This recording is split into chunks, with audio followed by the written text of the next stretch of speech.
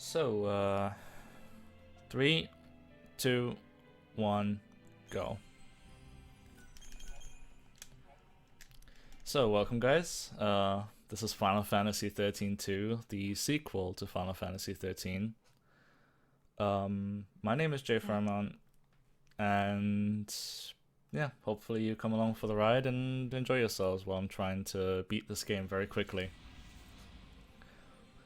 We're going to start with a tutorial fight here, which explains us the active time battle. Of course, for speed reasons, we're not going to watch the tutorial, and I think I'm just going to leave the explain to myself.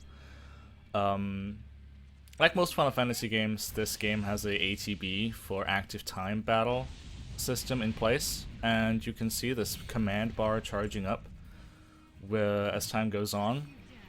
And above the ATB bar is the command line. On the command line, we can put, in this fight, for tutorial purposes, up to 6 commands, or up to 6 segments on the command line, and as soon as the ATB is charged up for all the commands on the list, it's going to execute it. There are skills that have different costs. For instance, Lightning Strike here costs 3 ATB segments to use, whereas the other command, I forget what it's called, we never use it, only uses up 1 segment. So unfortunately I've taken a significant amount of damage in the first phase of this, so I'm actually going to have to heal here in a moment. Because he does this nasty attack called Umbrelvise, which is going to drop me critically low. Sometimes you can get through without healing, but it's very luck based, and it happens maybe once every 3 or 4 attempts, so it's not something I would like to do in a marathon, for obvious reasons.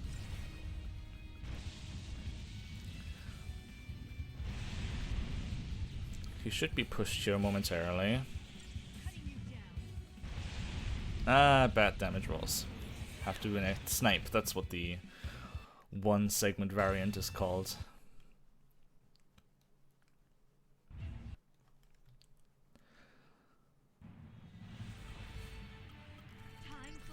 Now the second phase is something a little bit interesting. Attacks can be interrupted if you're attacked while executing an attack of your own. And normally it's always a bad thing. You want to get your attacks through as soon as possible. Delays are bad for obvious reasons. But here, there's a glitch that happens in the game sometimes, but it's very prominent in this fight, where if you use the attack focus bolts and you get interrupted, you keep your ATB charged, but the attack still gets executed, which allows you, if the boss cooperates, which he's not currently, to get a whole bunch of attacks in, keep your ATB, and just execute another string of attacks immediately, which can speed up the segment significantly.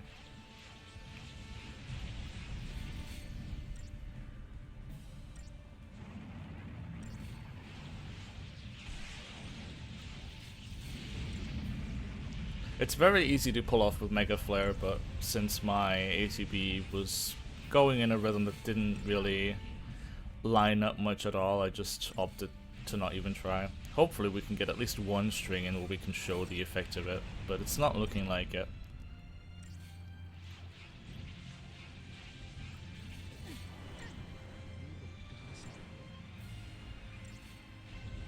You can see it here, where we kept like 2 of our segments. The fight ended immediately, but if you paid attention, you might have seen the effect of it right there.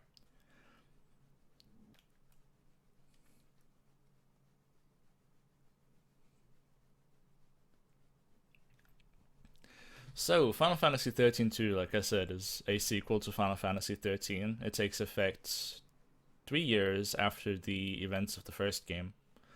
The premise of the game is simple, although a little bit weird. For some reason, it's very strange. For some reason, Earth decided to eat lightning. They were just like, yeah, this looks tasty. We're just gonna eat lightning right here and right now.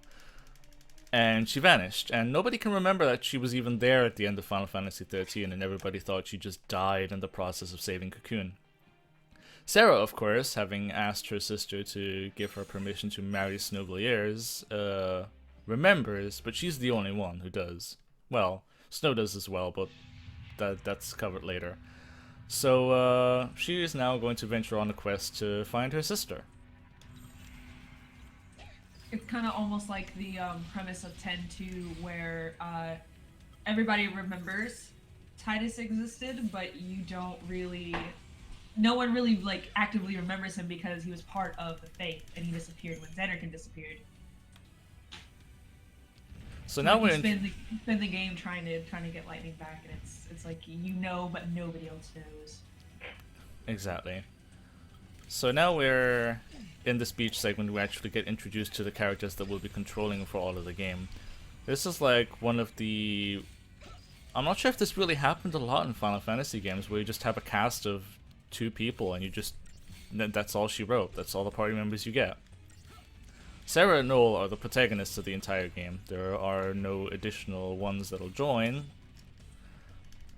But you kind of get a varying squad in form of a third party member that we're going to introduce in a little bit. So now we're taking control of Sarah and Noel. They only have 3 ADB segments for starters, but we can expand on that later on. And we're just fighting off some enemies that apparently just came out of the meteor that came crashing down a couple moments ago.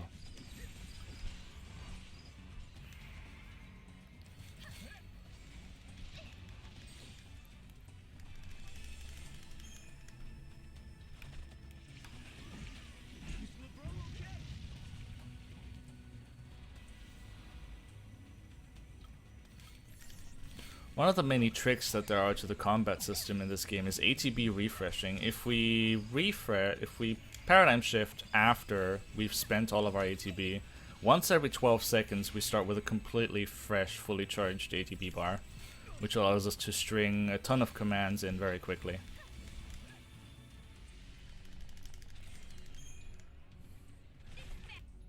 Oh, okay, there's still one more. Where did you hide?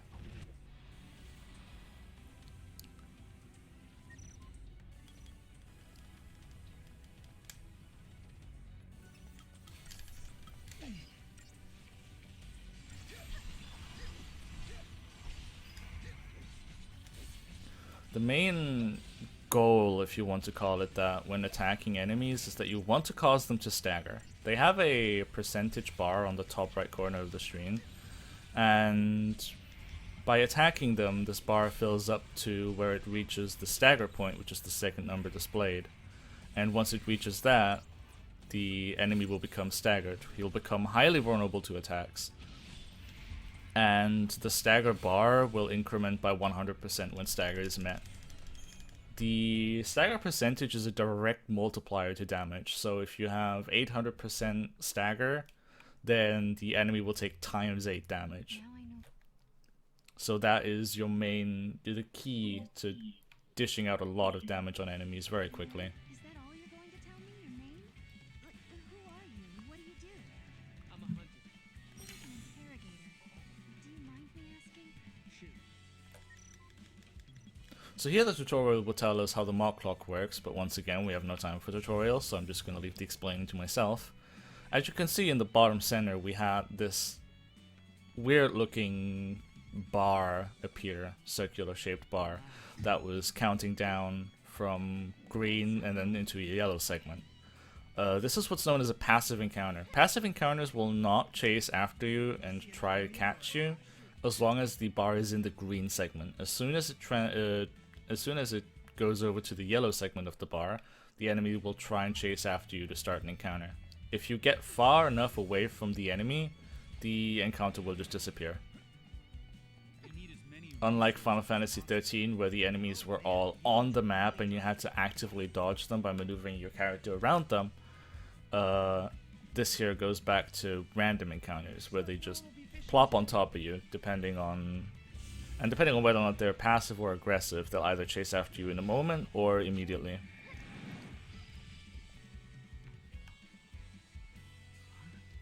What's going on here?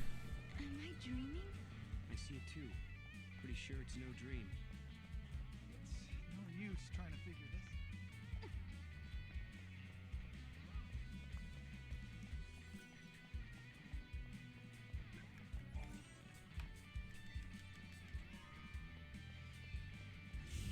And shortly we'll run into our first boss right now, Gogmagog.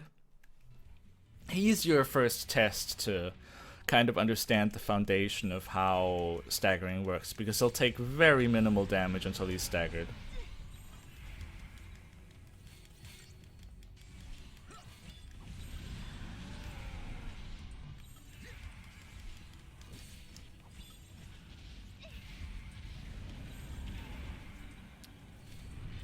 Ironically enough, the game gives you a tutorial about Sentinel and how the Sentinel role works, and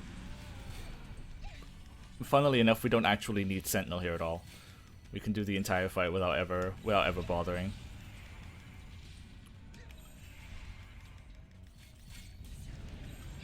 Do you ever use paradigms other than what they give you to begin with? Yes. Currently it's not possible for us to change our default paradigms, but in a moment, once we actually get the ability to, we're going to. Okay.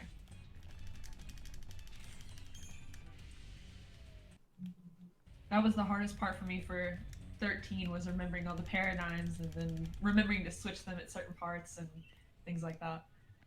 So it's definitely going to be interesting to see how you use them in a speed run.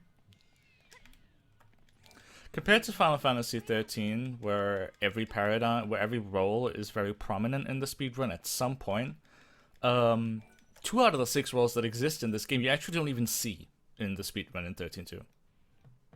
We don't use synergists or medics ever. That'll definitely be interesting then. Synergists have been greatly nerfed from Final Fantasy XIII to XIII-2, synergists being the buffer role. Although, to be fair, synergist was pretty broken in Final Fantasy XIII, so I can't... You could literally cast all your synergist rolls, or like do all their spells, and you would just be OP throughout the every fight. Pretty much. That's what I did. I bumped everybody up in synergist and just buffed everybody and just kind of coasted through the game. First time I ever played.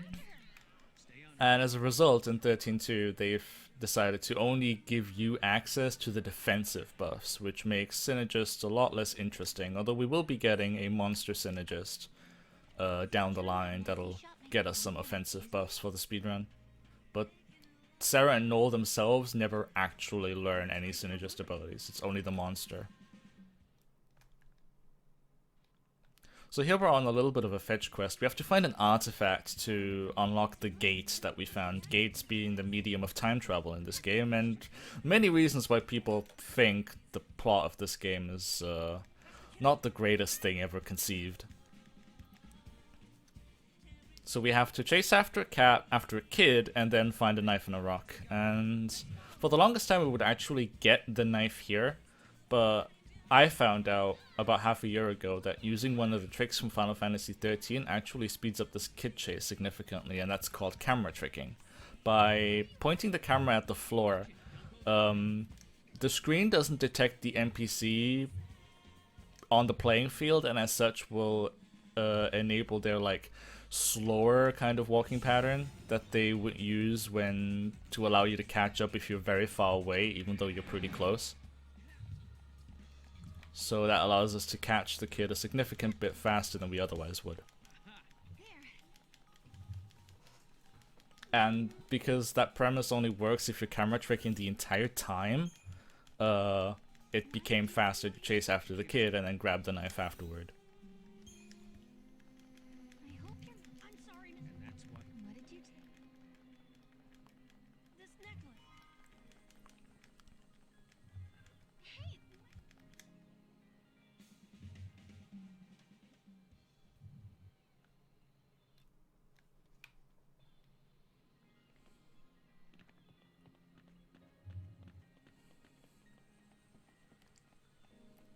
It wasn't the artifact after all. Are you losing your touch, Mom? It's not his fault. Come on, let's head back.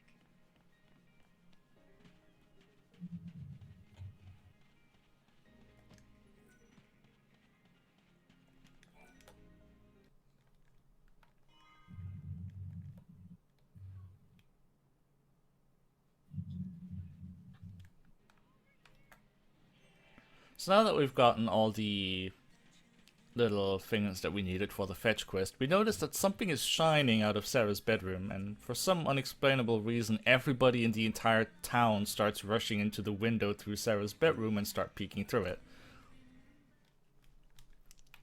And the thing that was shining is the artifact that we need to actually progress the game. Okay. Now we just have to head. So now we actually get control of Paradigms and the Crystarium. So I'll be doing some of that in a moment, and I have to concentrate a little bit because Final Fantasy XIII community likes to do menus that work on a blink and you'll miss it basis. So let's see what I can do here.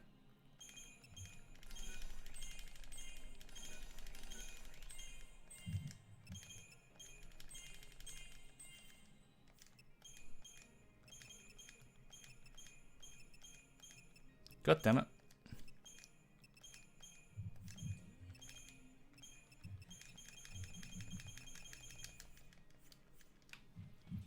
Got a little bit stuck there. It's very easy to get out of rhythm with these menus because they're all kind of muscle memory. So once you whiff an input or the game decides to eat one and you're trying to compensate, you can get out of rhythm sometimes. So not the best one out there, but not the worst menu you've ever had either. There's still monsters around. Keep a lookout. I will. And you be careful too, Noel. Yeah, and definitely let me know if there's ever like a serious time you don't want me to commentate or make a witty comment or anything. But that's not the Not really. This run is very nonchalant. I'll probably focus during the final boss, but that's about it. Guess it's not Okay. every day someone like me. I've only seen a speedrun of this, I think, once or twice, and not even all the way through, so I don't really know all of the cues for bosses and stuff. So now we'll have a second encounter here with the Gogmagog. This time we'll actually play for keeps and activate Causality Barrier, which means that we cannot do pretty much any damage. Like we're dealing 3 to 4 damage here per attack right now, until he is staggered.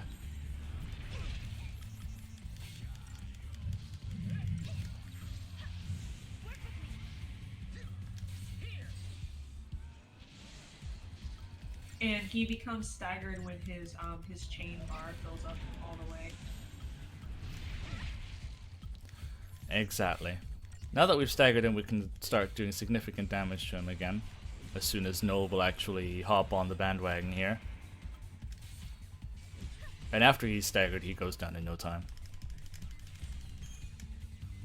And stagger is basically like your generic like combo bar. So the more you fill it up, and when you fill it up fully, they're staggered, and then every time you attack, it adds up to that that extra damage percentage.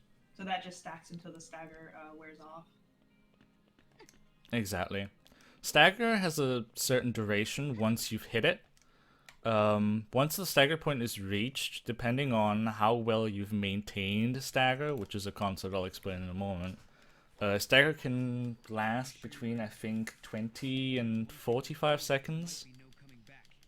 Tyrannus in chat will be able to answer that more truthful than I can.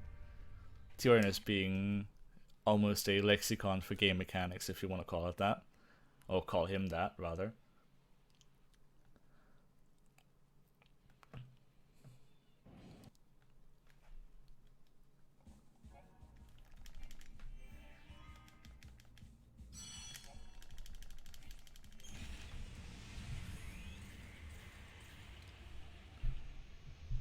So now we'll get into the second area of the game, Brushel Ruins. We'll be introduced to another kind of boss here in a moment, although the boss is more so tutorial for one of the mechanics that are new to 13.2 compared to Final Fantasy 13.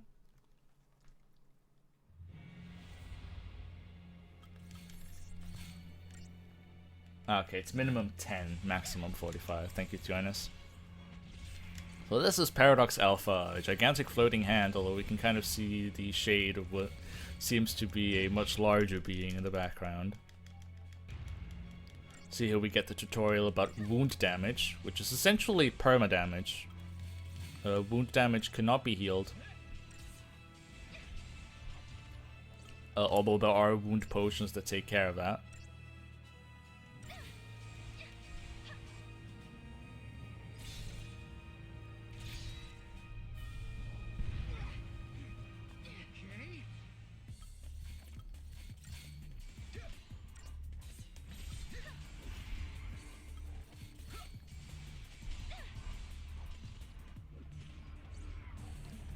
So what you've seen there in a moment and are going to see again in a second is QuickTime events. These are the new addition to Final Fantasy XIII-2 in that there will be cinematic actions that require you to press a certain button to succeed. Usually they're not very impactful. Here they actually give you buffs and an instant stagger. So they're very worthwhile doing on this boss fight.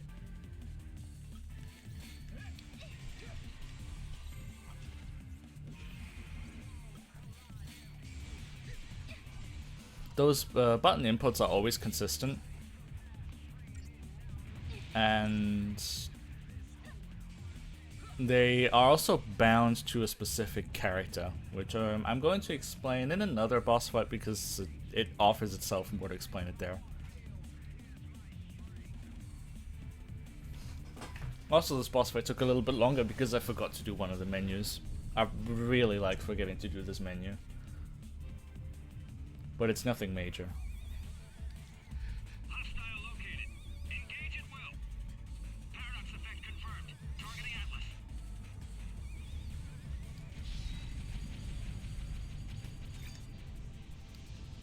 Fire!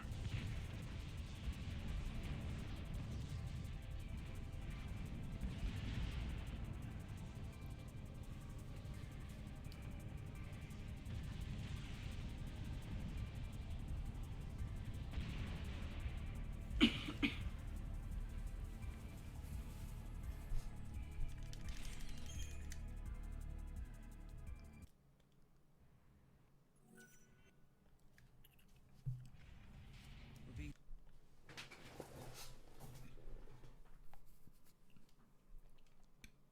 I think the best part about this series is all the visuals. They're so in your face and loud all the time. They're just really beautiful graphics all the time. So what I performed there is a little bit of a gag in the community. It's called Alyssa Skip. After this cutscene, Alyssa wants to talk to you about who you are and where you're from. But if you perform a cutscene skip as she's about to talk to you, you just skip her dialogue entirely. And it's kind of a little bit of an inside joke called the Alyssa Skip in the community. Mostly because we like to make a lot of fun of people who actually manage to miss it sometimes. The giant. because we can't let Atlas shut this place down. We need to search the ruins. There might be other gates we can use. So right here we'll be introduced to that new asset to our party, and that is monster capturing. You're actually able to capture some monsters that you fight and use them in combat.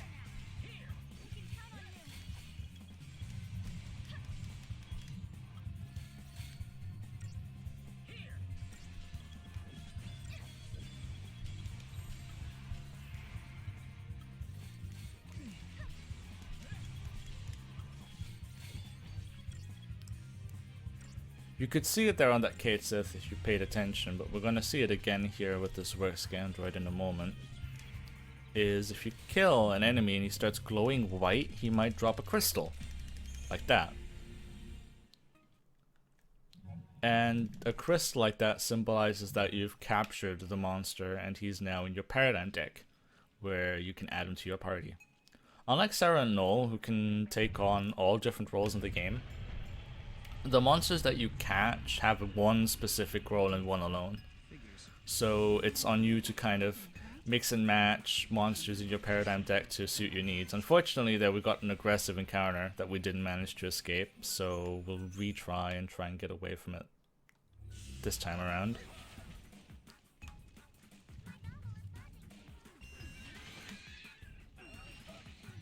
Okay, it seems like we'll not be getting away, so I'll have to return to the story of Crux. It's unfortunate, but this is one of the segments where aggressive encounters can kind of screw you over. Especially here in this beginning area, because it's such an open room that it's very easy for them to just keep chasing you.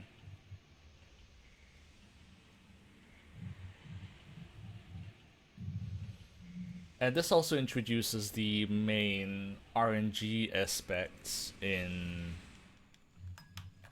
the speedrun. We have to catch specific monsters, one in this area actually, and it's a percentage chance, so you can very easily get screwed over by just pure luck on getting some of these. There used to be a cemetery in the ruins, but now it's gone. The monster that we have to catch for our party is actually someone we've already met in this area. Well, not in this area, but already met before. The little blue things that we were fighting at the beach called XIII-2. Monsters have all different kinds of aspects that separate them, not only from being in different roles, but there are even differences between monsters of the same role. They might have different cast speeds, different spell repertoires, and as such, oh, there's some XIII-2s right there.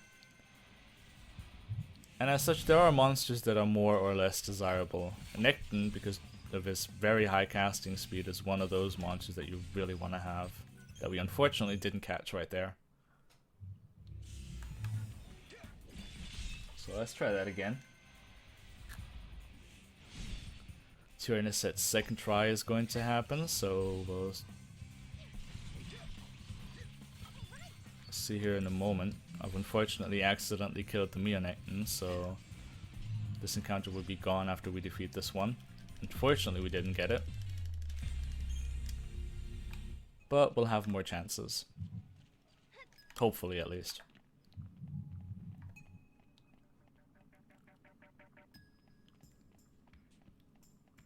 Normally, as long as you keep one enemy alive, you can keep retrying the encounter. Oh hey, more Nectons.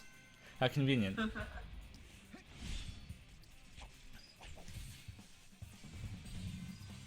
There we go, now we've caught it.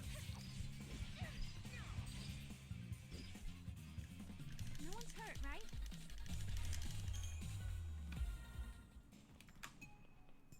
So, third try, not too bad overall. I think the world record had a fourth try Necton. Oh hey, look, more Nectons. Apparently the game is not cheap with the Nectons today, unlike most of the times when I'm actually trying to run this game for a good time. When I actually want to go for a personal best, the game's like, Nectons, what are those?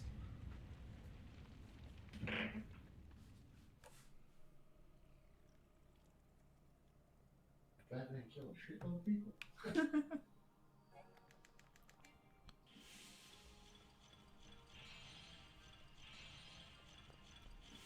So here's the other gimmick that is new to Final Fantasy XIII-2 are puzzles. People that have played this game casually and completed it 100% will know and loathe clock puzzles. However, those are actually not in the speedruns, so the only variant of minigames that we'll actually see are these tile puzzles, and we're going to be introduced to another type of puzzle in about half an hour. I actually really dig puzzles. I dig the puzzles, the clock puzzles. It took me forever. Like, I've only 100% of the game once, and I will never do it again. But they're pretty fun if you're a puzzle person.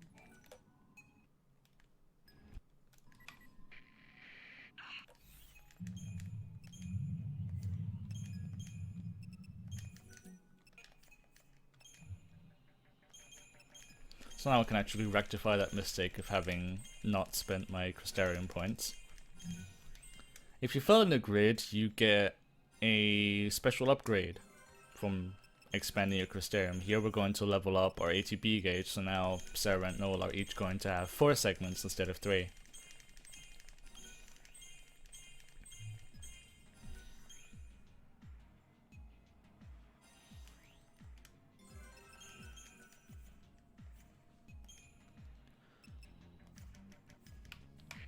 And I was a little bit premature there.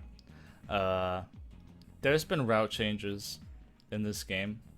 And before that we used to level up here. And that's kind of the muscle memory I got stuck with. But we actually still have to do some shopping to do in a moment. And then I would normally level up. So I'm going to have to enter the Crystarium again in a second. Until someone from the future peeks inside, the past remains uncertain. You know what I think? Maybe we're just one of those possibilities. So unlike Sarah and Noel that take Crystarium points to level up their combat properties, monsters actually need to be fed certain objects called droplets for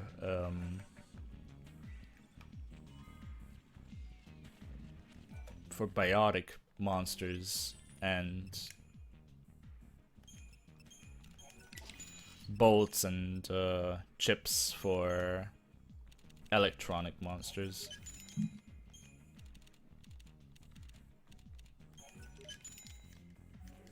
So because we only got 6 Phoenix Downs, which is bad luck, we could only barely afford that menu. So I'm going to be short on potions, but that shouldn't be a problem. I say that as somebody who's lost a world record pace run to not having enough potions for the final boss. But this is it's fine. It's fine. And not looking too happy. So now we're going to have our first boss where staggering quickly is actually rather important.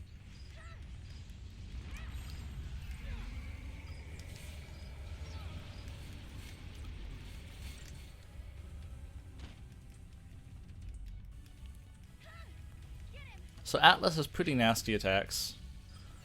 We want to stagger him as fast as possible because stagger makes him drop on his knees and unable to attack, which we want because it can actually do a lot of damage. And now that we staggered him, he's just going to fall down to his knees and need time to recover for the entirety of the stagger. Of course, the intrepid speedrunners that we are, we're not going to let that happen. I'm just going to defeat him before that even becomes an issue. We did it!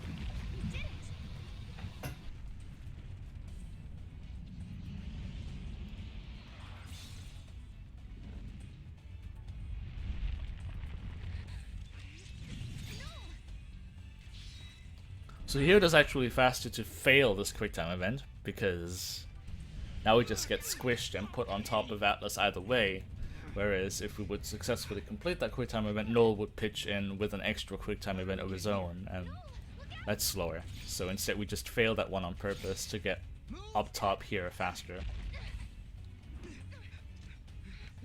think I found his weak spot. Ready? Do it! Wait for it. Now!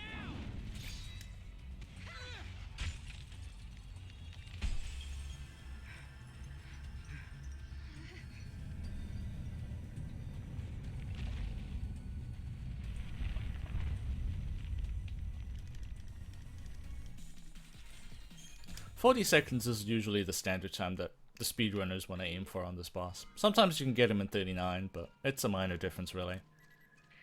Alyssa, So now that we defeated him, we actually get access to the graveyard. We've been asked from Alyssa previously to find the grave of one of her friends, so she could confirm that she's not on it, because due to the paradox effects,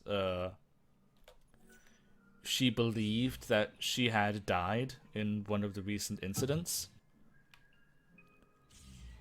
And to confirm that, she wanted to find the graveyard to see whether or not her name is on it or not.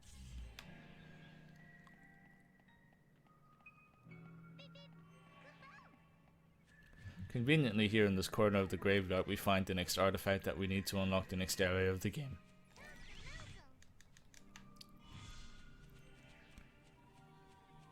nice, Mod. Koopa Koopa?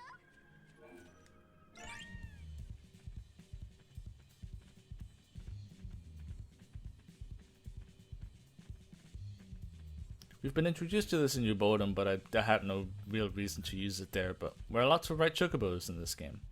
They can jump and kind of flutter a little bit, and they require 1 Geish greens to, or Gizal greens, as Lightning Returns has taught us how this is supposed to be pronounced.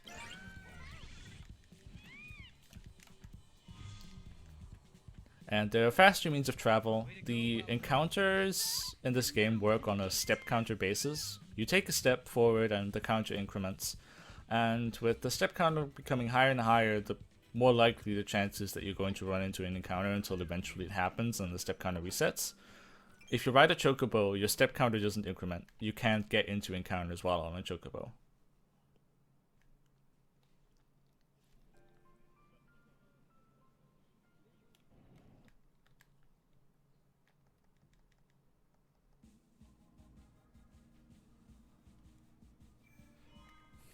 So we have unlocked the Sunless Waterscape. We're not going to go there immediately. We're actually going to go back to New Bodom first to take care of a side quest that we're going to have to complete down the line to progress the story.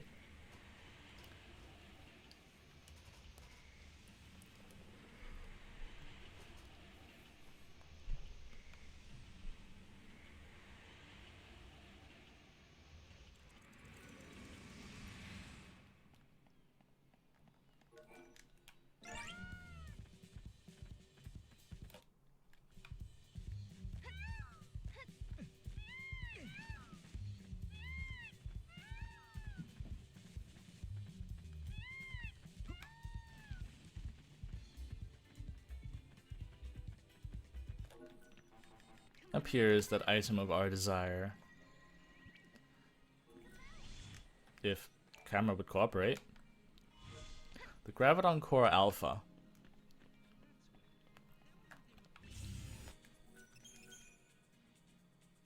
So now that we've gotten that, we can leave the area again and actually work on unlocking our next destination.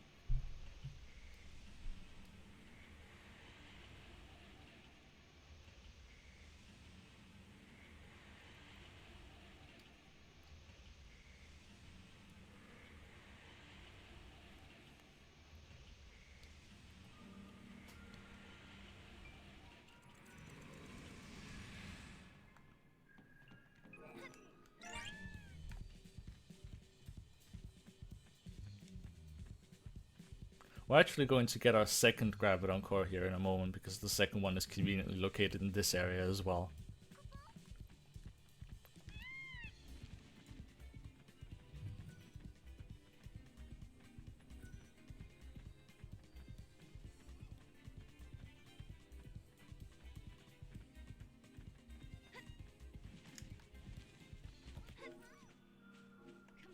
Sometimes Mog can get stuck on that ramp that we just jumped down, but as long as you keep yourself on the left-hand side of it, he'll jump every time, because the trigger for him to jump is actually on the left-hand side. So if you try and go centered or on the right-hand side, sometimes Mog will not jump after you.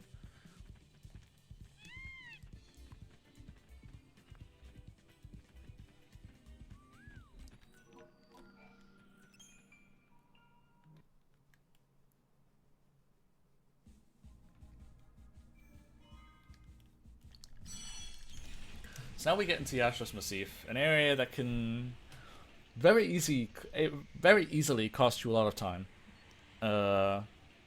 There's an area where aggressive encounters are just commonplace, really. And unless you exactly know what you're doing, and sometimes you can get screwed up by bad luck either way, you can get stuck in quite a handful of fights here. Not to mention that this is also one of the toughest bosses of the early part of the run, as well as the second and arguably more difficult monster partner that we need to catch. No one's been able to figure that out. We were more or less locked up inside Cocoon. We never had much opportunity. So I actually have to follow this path that I'll be walking along pretty much to a T if I want this area to go well.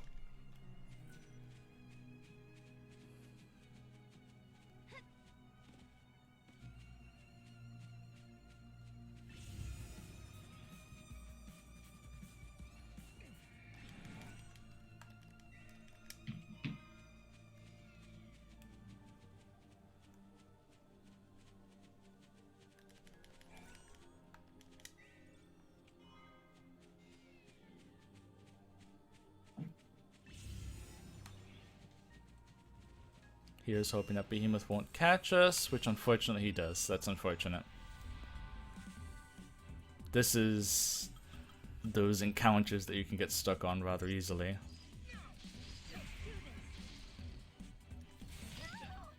And unfortunately he swung at our monster ally, which means that he's failed at killing Null, so this is going to waste even more time.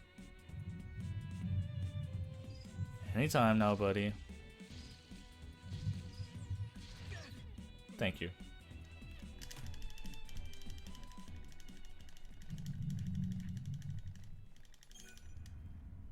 Game overs are very insignificant in this game. You just get to move on from where you were anyway, so the game over is kind of pointless.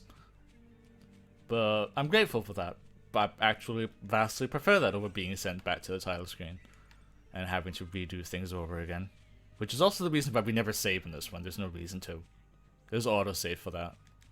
And it does the job.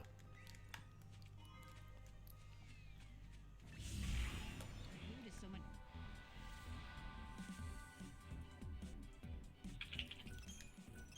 Unfortunately, bad luck begets even more bad luck here. With this aggressive encounter that I would like to get away from if it can be helped. Which I will.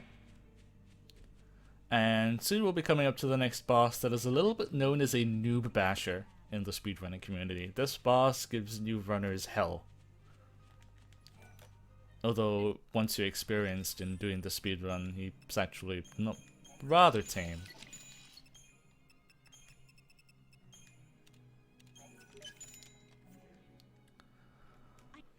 But not before some preparation menuing.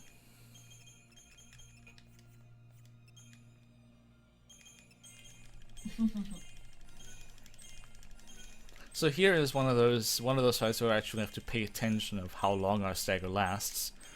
Stagger duration is a thing that isn't set in stone. There are attacks, or rather rolls, that maintain and increment stagger. Ravager is the prime stagger incrementing roll in this game. Ravager spells, elemental spells, raise the stagger bar quite significantly, but there is natural decay, and Ravager spells also make the stagger drain faster, for which you need maintaining rolls such as Commando. So here I'm going to start in Commando on Null and use Ruins to maintain the stagger, and then I'm going to increment it with 3 Ravagers. So Aloy Dai has 2 different distinct patterns of how he attacks, and it all depends on the debuff that he uses on you at the start of the fight. If he uses Deprotect, he'll attack you with swipes the entire time, which interrupt you if you get hit by them while attacking, and do moderate damage. Nothing I would worry about too much. The big baddie is if he uses Deshelga, which he will answer with Ruinga, which is a severe damage magic-based attack that will launch you in the air if you get hit by it. We got the easy pattern though, and after the stagger you just burn him down quickly and it's a relatively easy fight. Isn't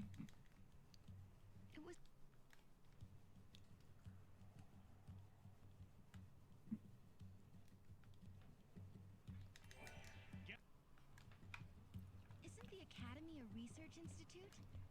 But as I've said, Commando maintains stagger. Commando attacks make the stagger not increase but last longer. Ravager increments stagger, makes it decay faster but increases it significantly faster.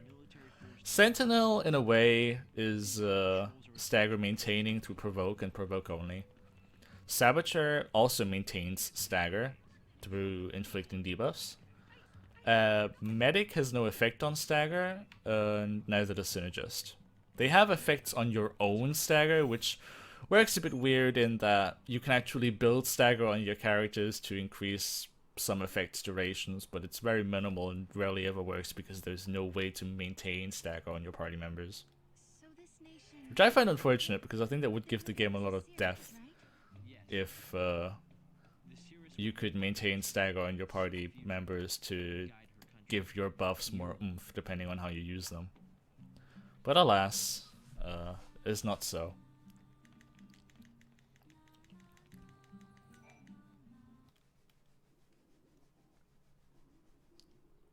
So now we'll actually get to the elusive second monster ally that we're going to have to catch. The second one out of 3.5-ish. I'll explain the half down the line. Gahongas. Gahongas is the only source of synergist spells that we're going to get. He's relatively early to get and gets you bravery and faith, and that's all you really need. Unfortunately though, with his catch rate of 20%, which a lot of people actually don't believe is true, He can sometimes be a little bit troublesome to catch in short order.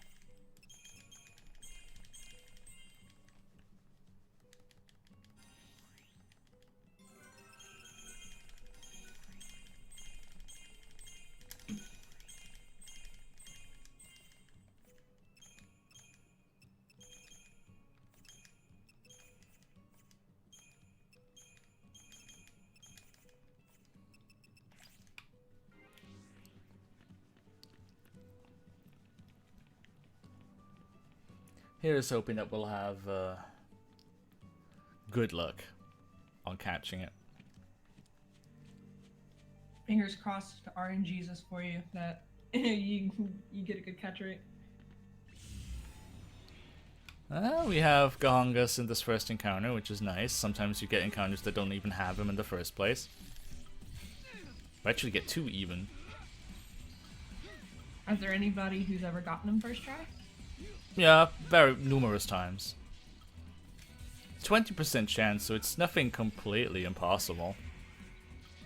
It's 1 in 5, which isn't bad. Fortunately, we did not get him first try. But that's what retry is for, because we have a Gondayax in this encounter as well. We can just kill off both of the Gahongas, see if it drops the crystal, and if not, we can just retry and try again.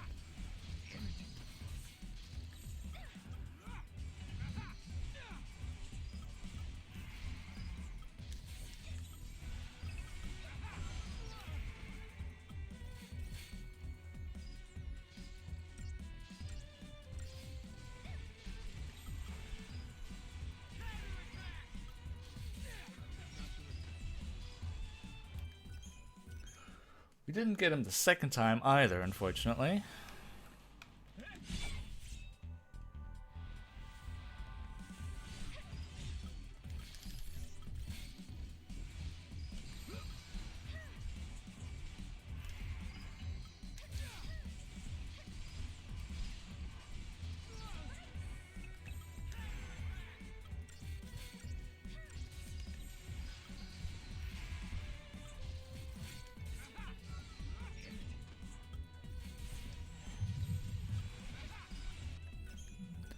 And we didn't get him the third time either.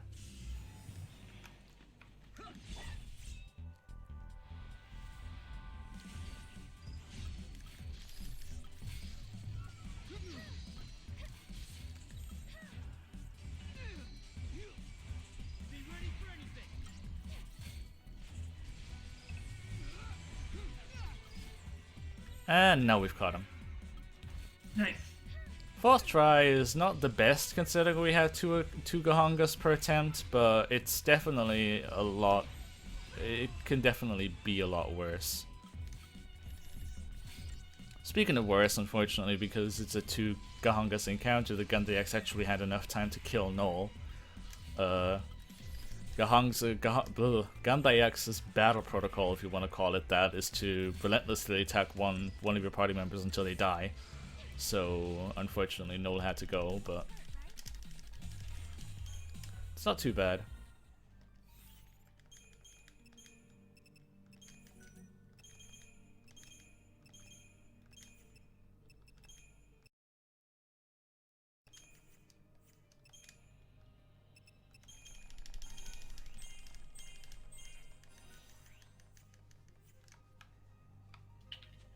And now that we've got Gahongas, we can finally leave this area.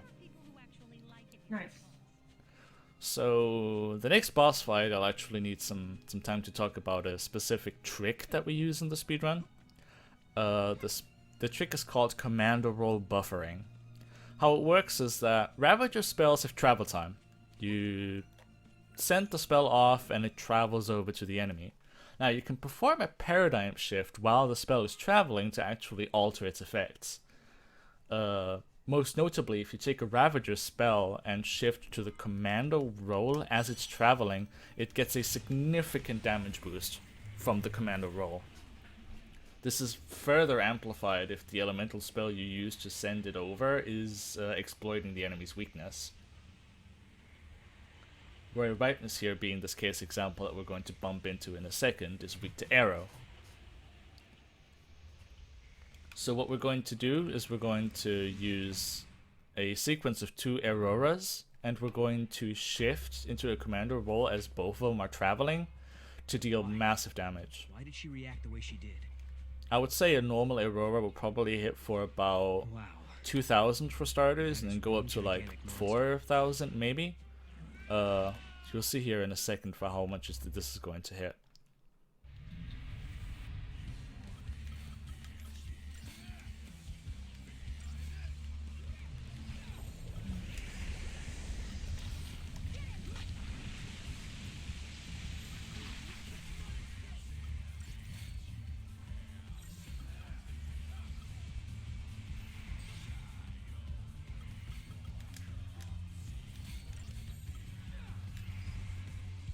Get close. I'll cover you. Don't be a fool.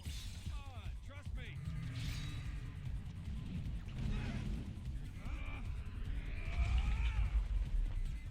Not bad, huh?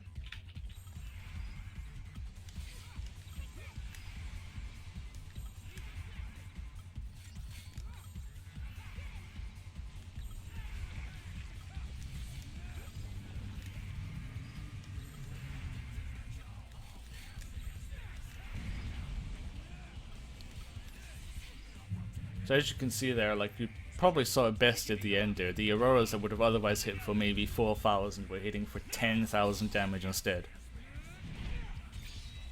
Which just decimate this boss. So here is where I can explain quick time event buttons a little bit better. Null is always mapped to the X button. Guest party members like Snow here for instance are always mapped to the square button, and Sarah is always mapped to the circle button. Outside influences like the helicopters that we saw during the Paradox Alpha fight are mapped to triangle, and then the directions are always based off of where the attack is flowing to. The attack is flying towards. I kind of just portmantled attack and action into attaction there for a second.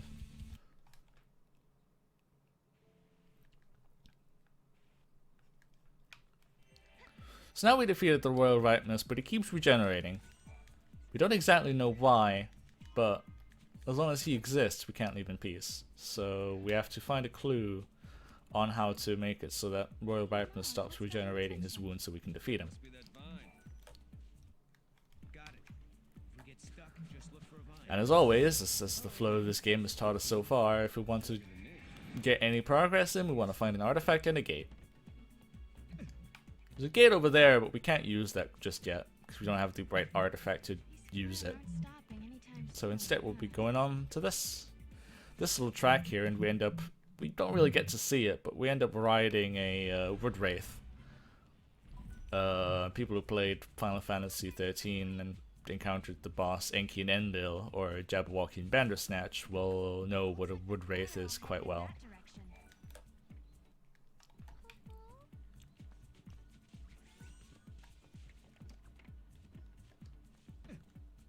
Look at these guys. They sure know how to stay in line.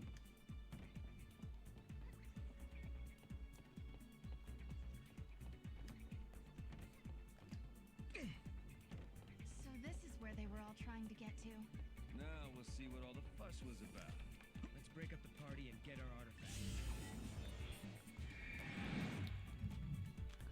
And now we found out that the little rascal mini-flans are the ones who've carried away all the artifacts in this area.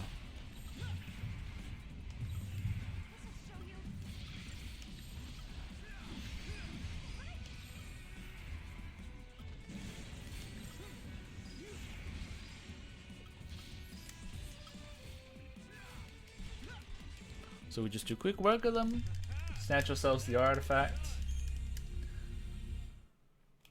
so we get to move on.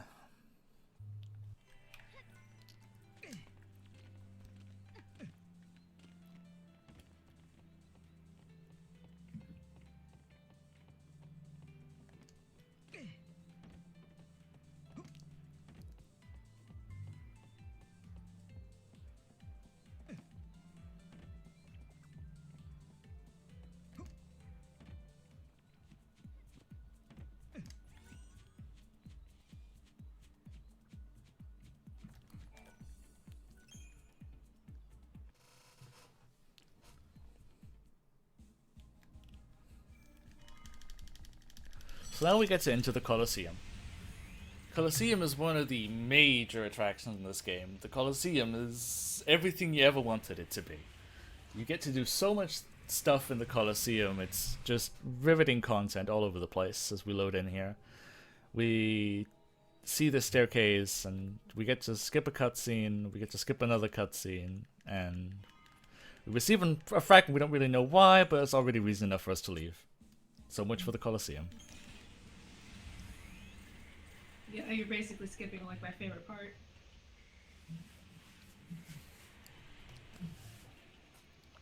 So now with this fragment in hand, we have what it takes to unlock another gate in this area.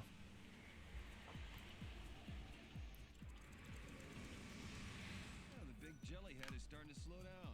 But those small flan keep coming and coming. They're pouring out a pulse nose wave. Thankfully we got a good encounter there. It doesn't block our walking path.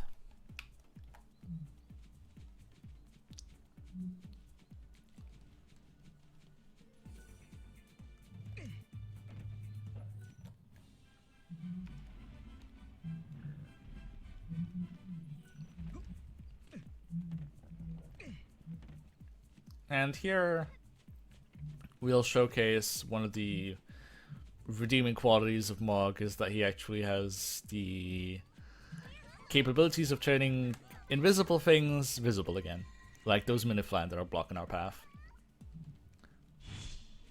We've used this before in Brisha Ruins, but here we actually have some time to talk about this since there's not much going on otherwise. Told me why you're traveling through time. Long story short, I'm trying to save humanity. Save humanity? Why? What happens to... I lived at the end of days. I've seen. Hey, this is where the flan we're trying to get to. There's our artifact. And here's the next pack of miniflans with the next artifact that we need to progress.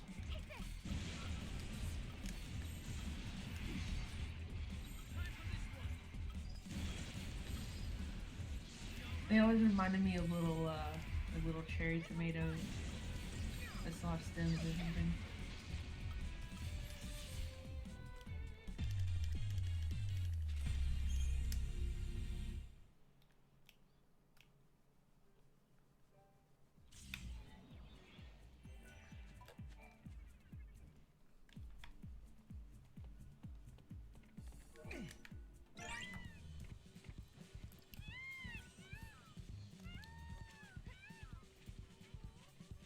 This gate leads back to the Historia Crux, right?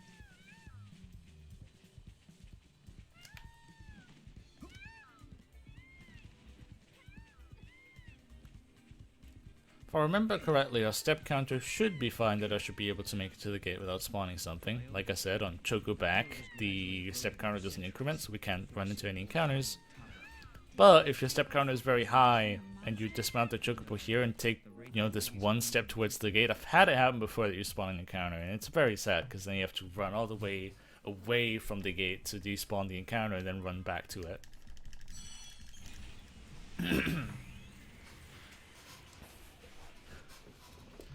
So now we've come to the next area of the game, the Arcade Step. This is probably the most notorious region of the game for people who've 100%ed this, because here are enemies, strong enemies at that as well, and even some super bosses galore. Oh boy, don't miss it. Don't miss it at all. We should talk to those people. Maybe they can tell us what's going on. Good idea. And let's hurry before those chocobos decide they need to stretch their legs. I've made a fun category on this game as a speedrun once, though it's never really taken wing, unfortunately, although I really liked doing it, except that the final boss was a major pain in the ass while trying to do it, is to speedrun this game without any monster allies, so we don't get Necton, we don't get Gahongas, we don't get anything. We just beat the game with Noel and Sarah in a speedrun. Excuse me there. How much longer would it be than this one? Not that much longer, actually. I'd say like 15-20 minutes. That's not very long at all. That actually might be fun.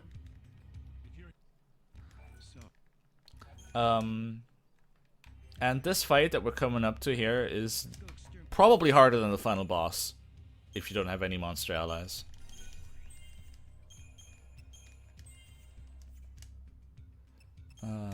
Whoops. Okay, we have enough to level Thunder. Alright. We should search somewhere in this area, I guess. The Goblin Fragment Battle.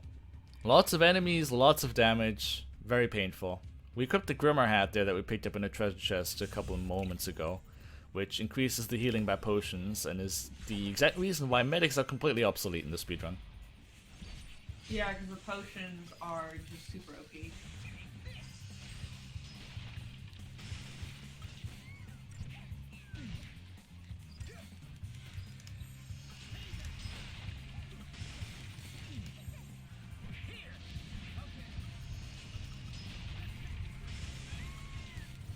I guess it kind of makes sense now why you're not using the medic.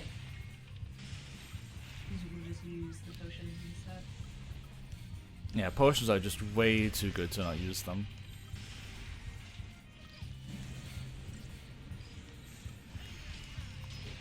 And here we use commando buffering excessively to deal lots of damage to the enemy even without needing to stagger them.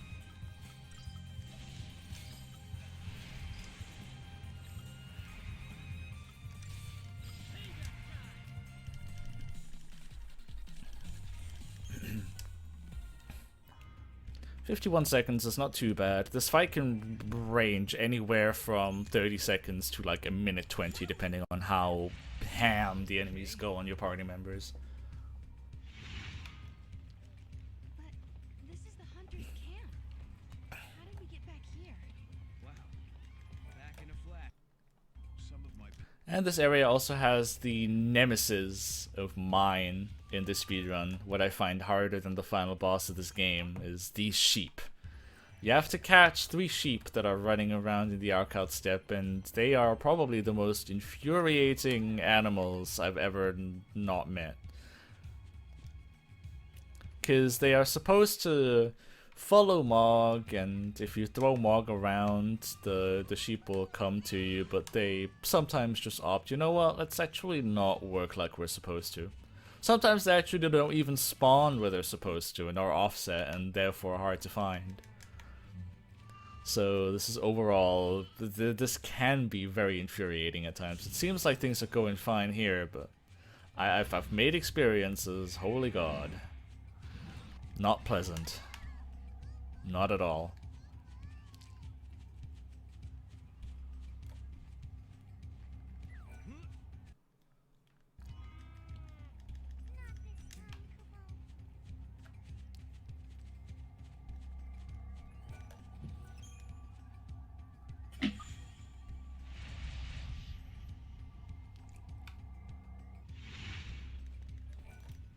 So now that we've given this person wool, we actually get control of the weather control machine, because they struggle with a storm, but they can change weather at a whim.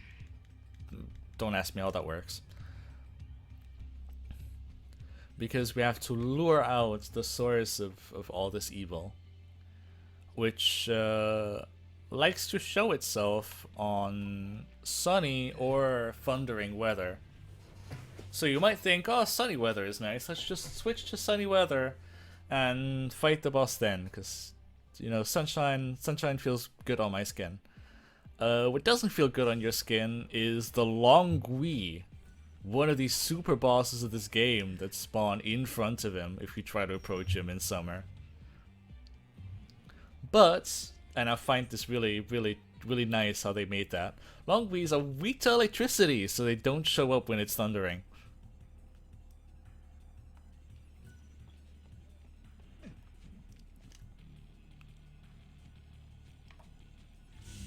So now that there's a thunderstorm outside, we can actually engage the source of this evil in a, from our perspective, fair manner.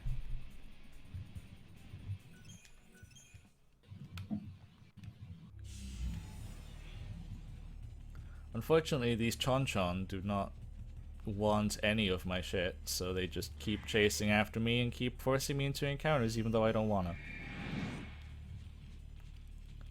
Can't ever be easy, can it? Nope.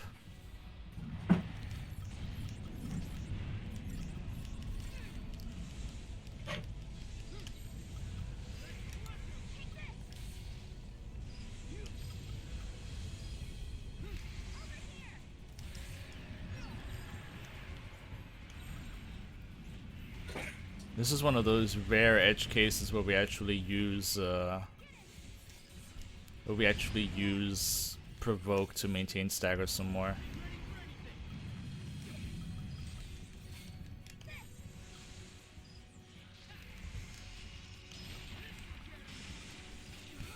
And the reason why we wanted to teach Nectar Thunder here is because Feral conveniently is weak to Thunder and Blizzard. So now we're using Blazara Blazaga calm buffers, because that's what we have at our disposal and is one of the easiest spells in the game to calm buffer successfully due to the long travel time, to just decimate the boss very quickly.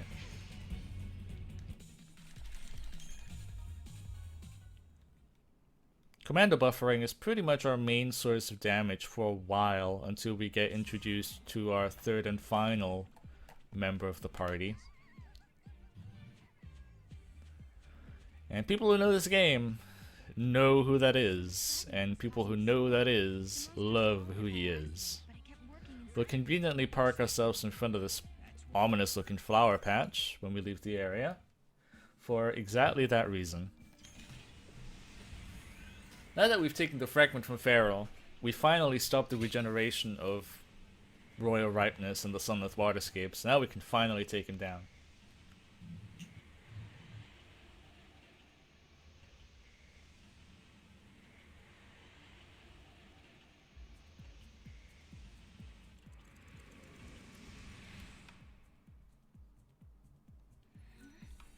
Where's Snow? I knew it.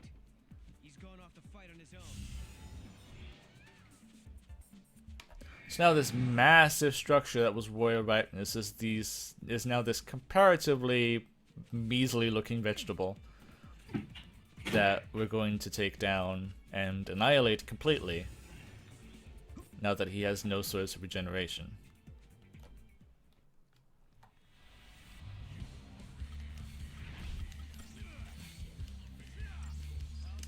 The Mutant Tomato.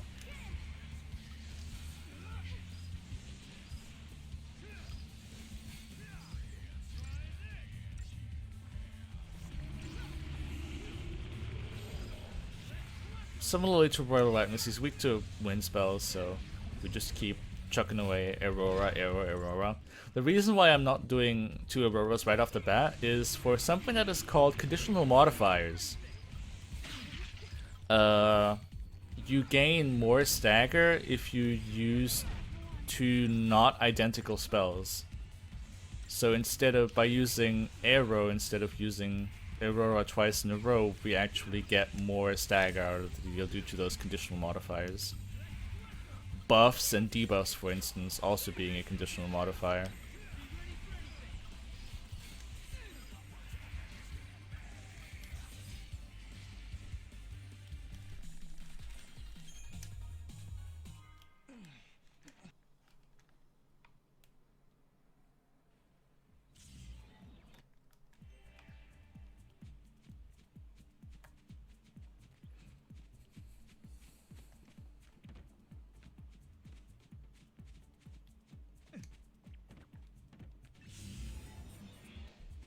We might not be able to reach it, but it's not a problem for our buddy Mog. Leave it to me, Kupo. And away.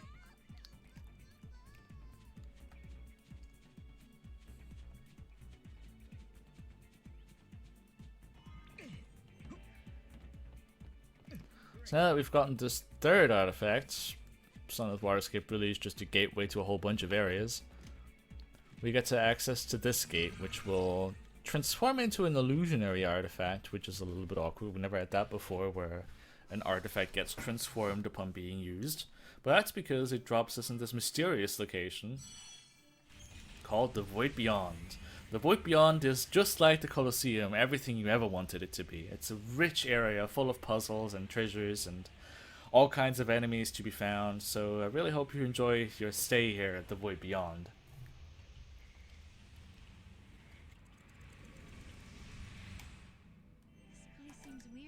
And that is it for The Void Beyond. I hope you had fun, ladies and gentlemen.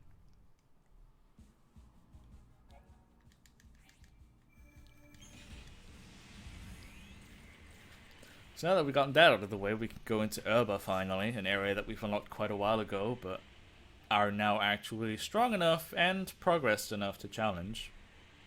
We could go to this area earlier, but while we could still beat the boss at the end of this, we couldn't progress until we've cleared up the Sunless Waterscape. Whoever it was that created the paradoxes, did they really want an empty, dead world?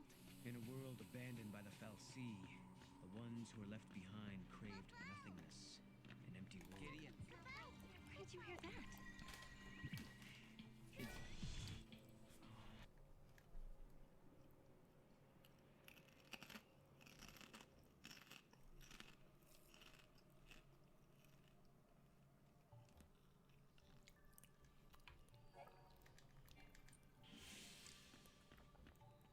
So here we get introduced to the second type of puzzle minigame that we're going to run into in the speedrun, which is essentially connect the dots. It's very consistent, the patterns are always the same, so if you're following along and it takes you a while to solve these, you can keep it in mind for the future.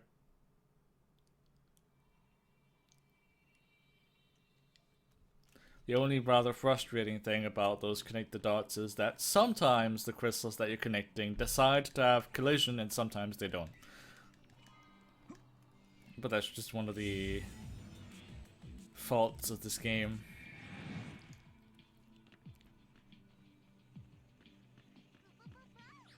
Over there, Mom.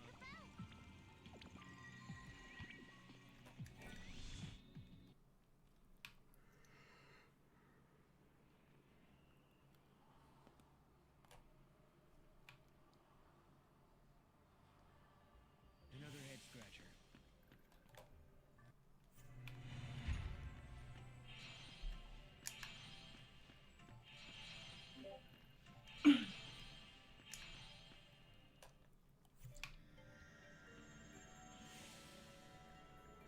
These puzzles are kind of interesting in that they essentially represent various things from the game's universe. Enemies to weapons and all kinds of stuff in the form of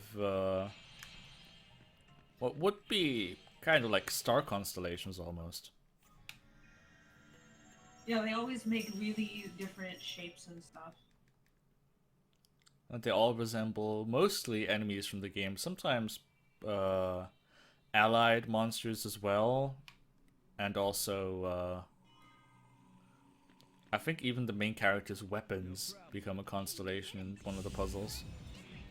Yeah, I've seen several sword shapes, but I'm like color vision impaired / colorblind, so like the puzzles are really hard for me because I had to do them by muscle memory, like looking them up.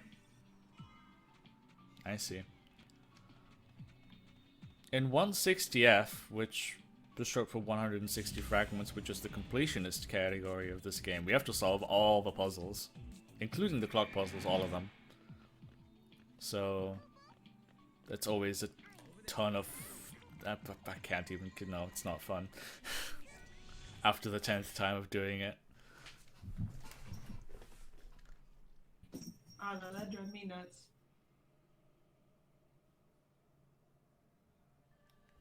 I think you two can crack it cupo cupo.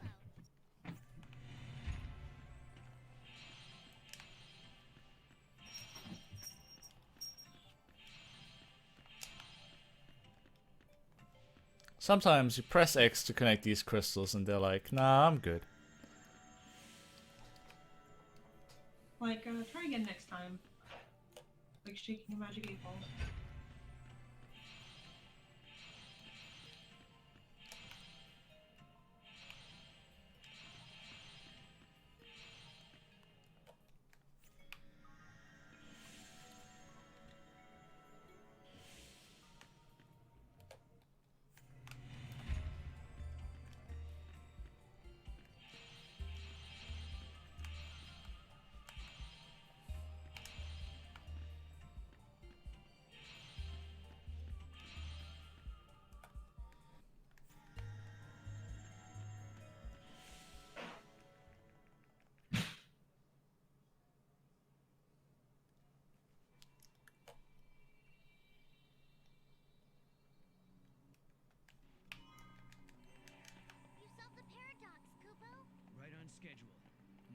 find the gate and its artifact.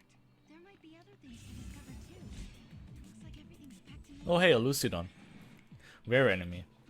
If this was 160, I would be very happy to see this guy. But in any percent, not quite so. Most runners would pick up the Hypno Crown here, but I don't like picking up the Hypno Crown, so I'm not picking up the Hypno Crown. Yeah, someone in the chat said something about 160F earlier. What's that mean? That's the completionist category of this game. It stands for 160 fragments, and that is to obtain. Okay, the F stands for fragments. I wasn't sure. And it entails obtaining every single fragment in this game to unlock the secret ending. Oh, okay, gotcha.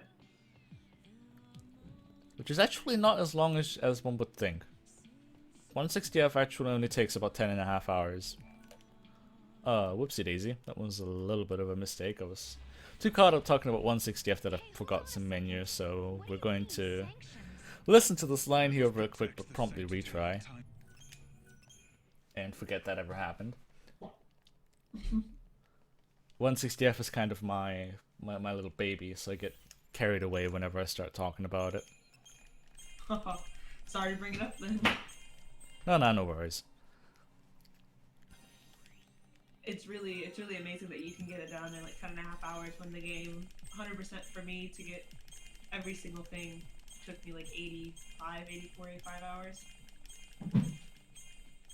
So like hearing you can do it in 10 hours is mind blowing.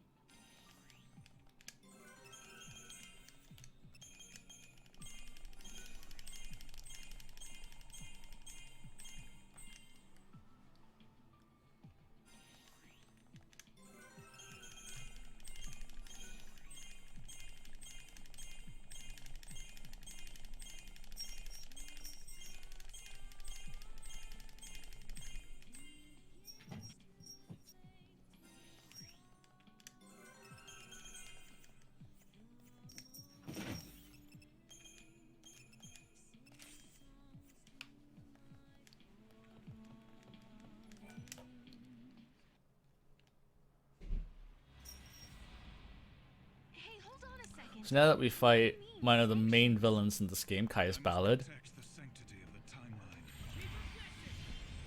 and also in this fight we'll be introduced to Synchromoves, or called Feralings in the English version of the game.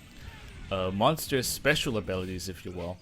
Gonga's special ability, Fanatic Dance, gives our party members a whole bunch of buffs, which helps us in beating this fight a lot faster because we also have the buff Vigilance that allows us to not get interrupted by attacks.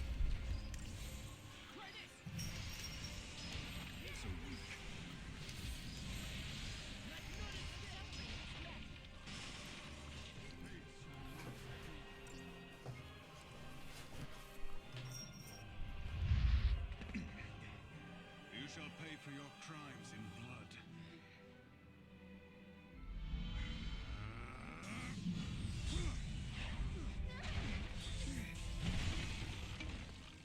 Sarah!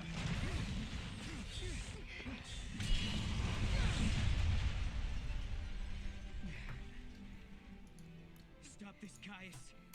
I am not going to fight you. Times have changed. I'm not the Caius you once knew.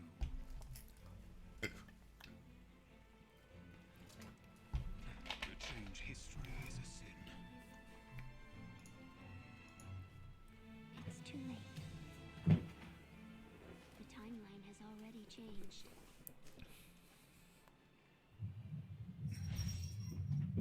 But must we accept this, Yule?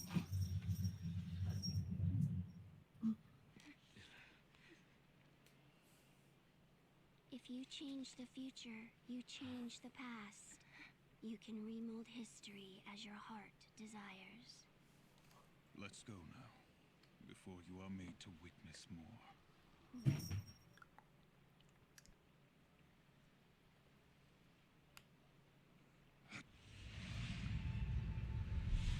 Come.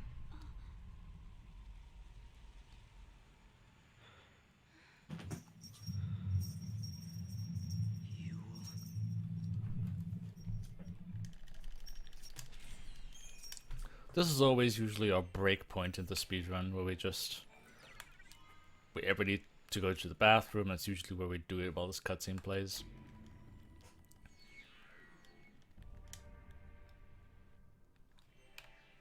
Everybody can hear the awesome sound of my cat's bell toy because he finally dug it out of under the table. So now I'm going to perform a little bit of step counter magic, if you want to call it that. Going to force out an encounter while I'm right here to reset my step counter. And then swiftly mount this chocobo so I can lock my step counter in a very low state. That's going to be rather important for the next area we're going to be entering. One of these things I like about this game is that there's actually quite a handful of runners, and everybody does some parts of this run differently. I'm one of the rare faction of people that don't pick up the Hypno Crown. A lot of other people do. I force an encounter there to manipulate my step counter. Some don't. Some do it in another way. And it's interesting to see those like little differences in runner's preference when it comes to running this game. So here we got the next Graviton core, third one. We're gonna need 5 total.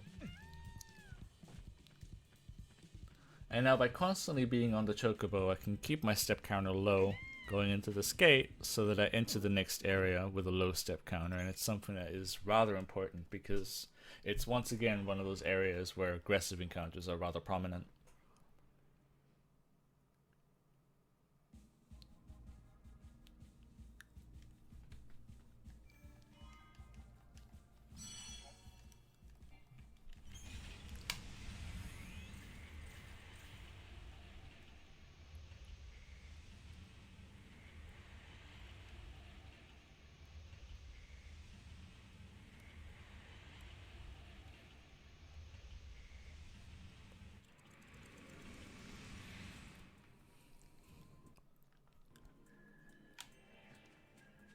So now we're in what's called an alternate timeline. We're in the Yasha's Massive 10X AF.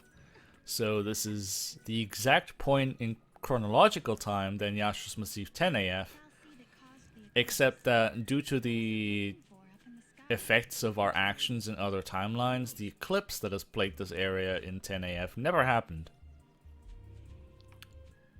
So here we quickly unsummoned an encounter to reset our step counter yet again. And that's why we needed it to be low, so we could be there where it's very easy to despawn encounters.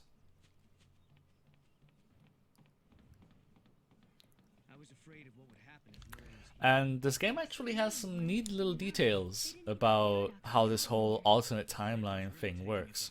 There's an NPC up on this plaza who, like this person here that I'm actually running towards right now. Let's see if she says something. I hope my baby's okay without me. Okay, she doesn't particularly go into detail here, but this person in this timeline is a fan of dogs. In Yasha's Massive 10 AF, she's a fan of cats. In a world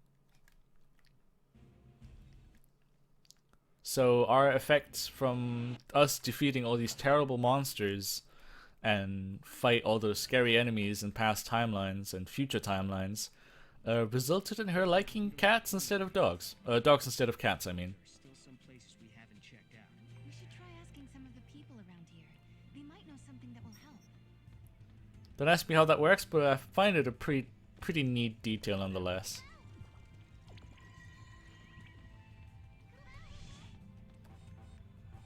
Giddy up.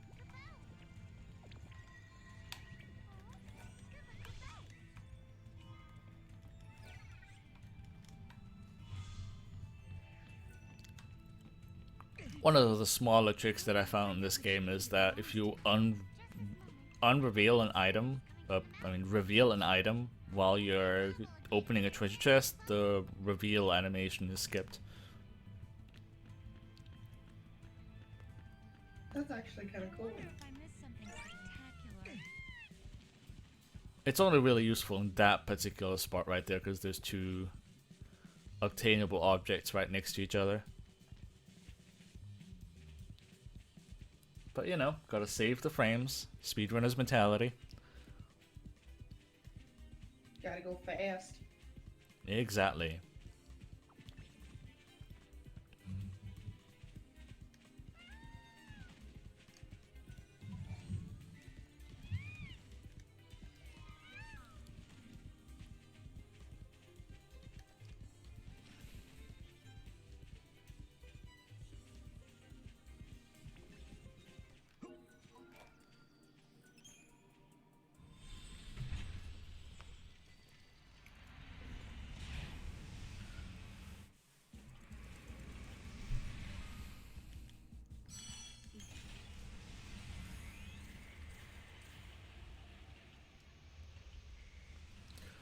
This is one of the mandatory, not mandatory areas of the game, or rather, not mandatory, mandatory areas of this game. There are optional areas that you access by using wild artifacts. We've gotten one of them in Brescia Ruins when we first discovered our ability to reveal items with Mog. And we used it right there on this gate to gain access to this area. This is theoretically an optional area, because it's opened with a wild artifact, but it's required in that you actually need to do this to progress the story down the line. So you're essentially just saving time by not having to backtrack later. Exactly. Cool.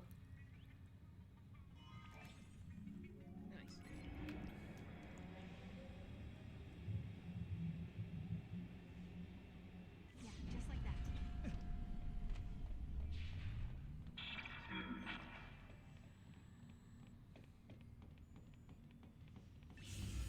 Is there really any backtracking in the speedrun? Minimally.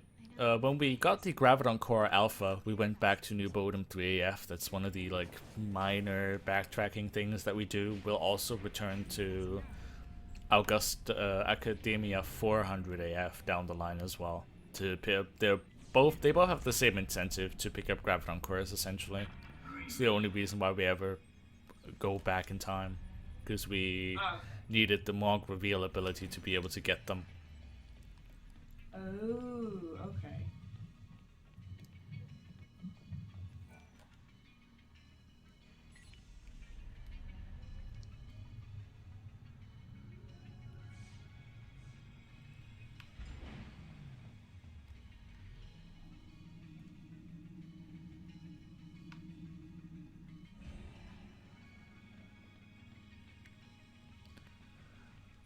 Augusta Tower in itself can be seen as a little bit of a minigame. There are revolving doors that you can press switches to make them flip clockwise. And it's fairly straightforward here, but in a future rendition, well, I guess technically it's a past rendition of Augusta Tower, you'll get to do some, well, not in the speedrun. In the speedrun, again, there's just one set path to get from start to finish, but there's some interesting and rather valuable item pickups you can find by messing around with the rotating rooms a little bit. Oh, your friend says that arc tile? The arcade step also gets revisited, Yeah. I guess. I guess that's everything true. in this game, so if I mispronounce something, just don't expect much out of me. It's no problem. It took me a while to get arcade step out of how it was written myself.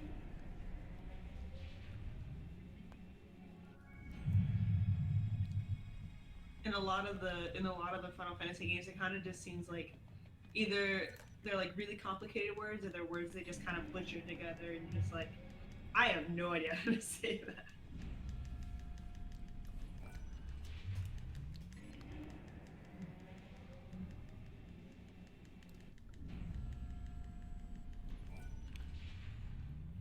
So is it archile? Like the T is silent? It's archiled step. The Archiled step. Okay.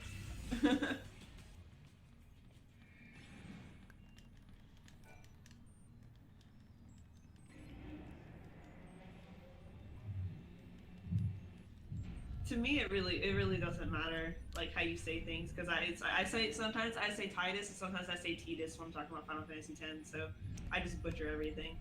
As long as people understand what I'm saying, I don't really care how I pronounce it.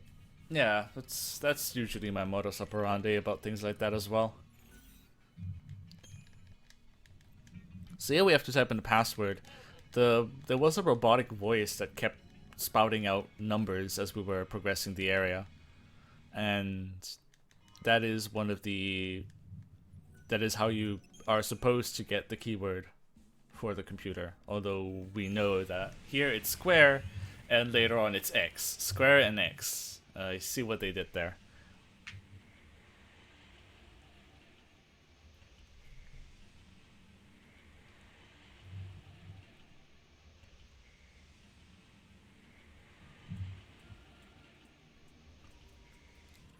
So now that we got the access key 50, that is going to be very useful down the line, and actually mandatory to progress the past rendition of this area.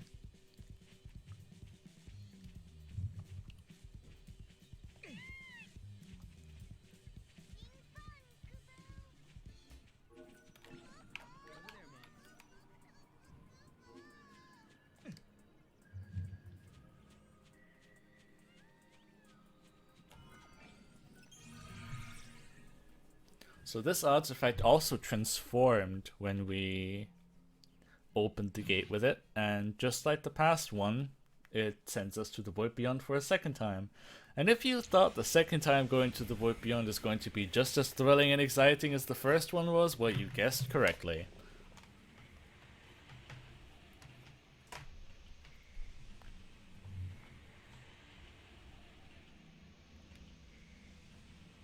Although this time, visiting the Void Beyond again actually serves a greater purpose.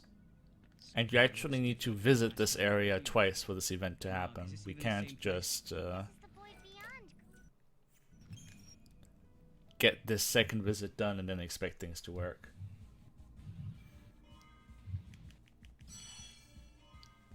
It unlocks the Casino Serendipity, a casino in the depths of time and space. It's mystical in how it works. And anyways, we're gonna go to the casino because there is somebody waiting for us, somebody with very helpful abilities for us to unlock.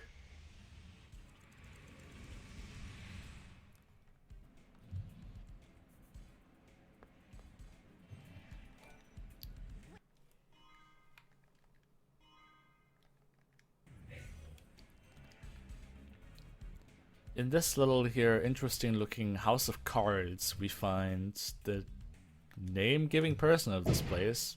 The people are making a lot of noise in my house right now. Anyways, from the Mystic of Serendipity, we got the fragment skills, which allow us to now find otherwise hidden items with the Moogle throw. And we're immediately going to backtrack to the Alcald Step. This is the event that Tyrannus was mentioning earlier, to obtain that elusive third-party member that is going to absolutely tear this game a new one.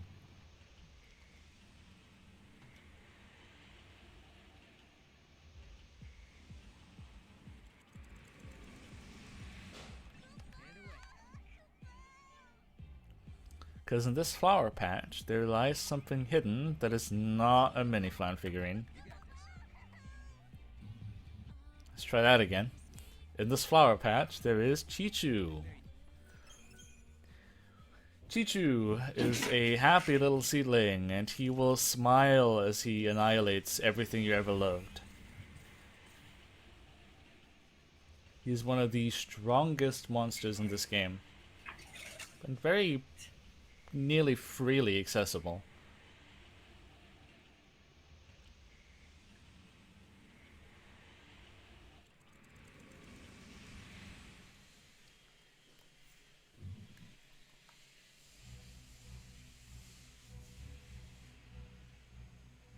Sorry for the loud noises. My cat literally just ran to the patio door, like, just head first for no reason, just straight into it. It was really funny. I tried really hard not to laugh really loud.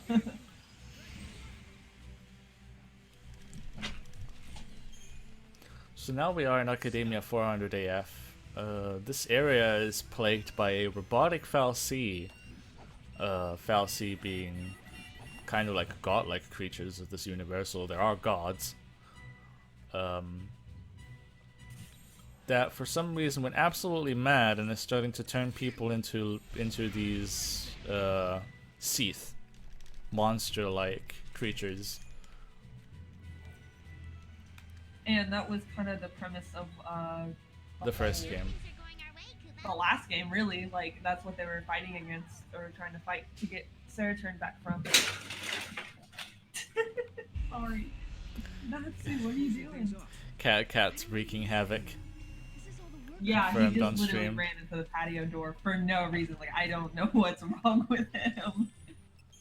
He just straight just ran into it. I'm sorry. But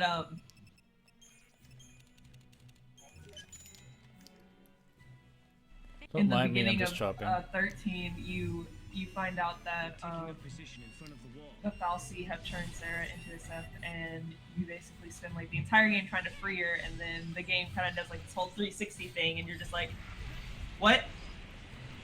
What is going on? And hence kind of what's going on now in the second, and then continues into the third one. All right, time to put the cat up. I'll be right back. So, now we know how to get past the rest of these barriers. Local cat on path to destruction, confirmed on stream. Normally he's like really chill, like he just likes watching the game. Like I have the game full screen, but he's just not digging it. He's just not going this time.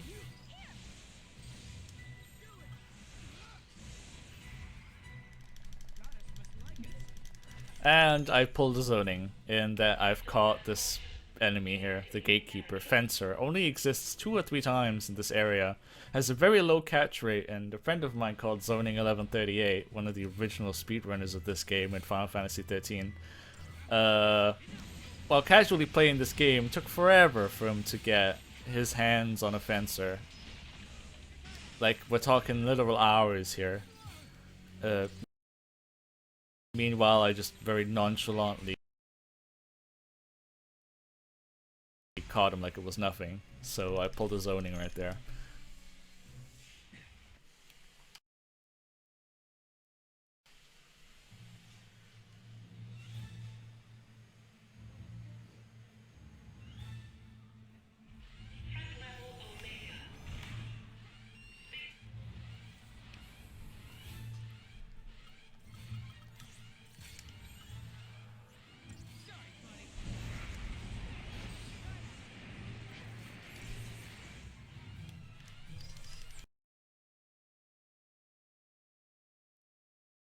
Be replaced by the happy little seedling of utter destruction and Armageddon.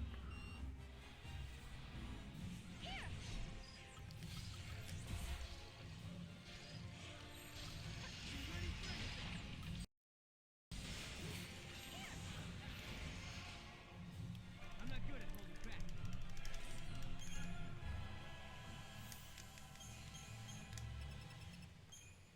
Oh no, not Fencer.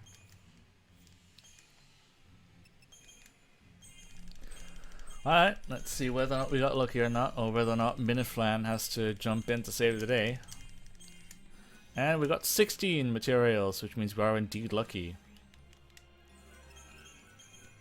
You're not always guaranteed to have 16 materials here, which is the number you need to get the strength plus 10 buff on Chi-Chu.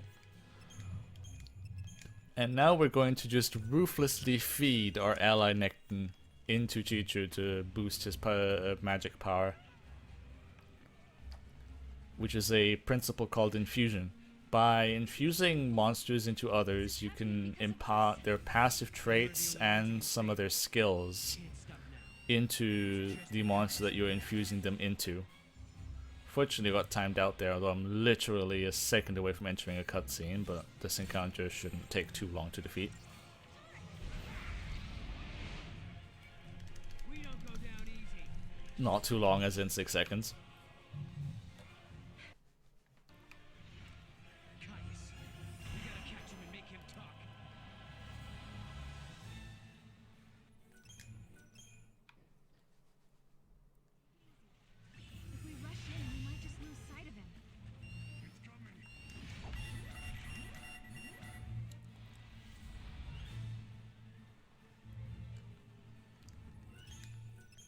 Trying my best to get through this area without fighting anything, because these enemies actually do have substantially more HP than the ghouls and ghast who fought before.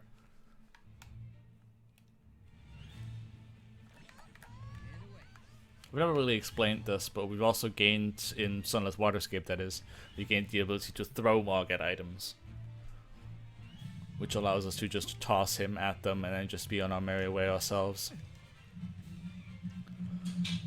Here's one of the few differences between the run on console and PC. I think Square Enix didn't intend here to be enemies, but in the console version there would be enemies spawning here around this escalator. And probably because that wasn't their intention, but they just left it in the game anyways, in the PC version these enemies are rightfully removed.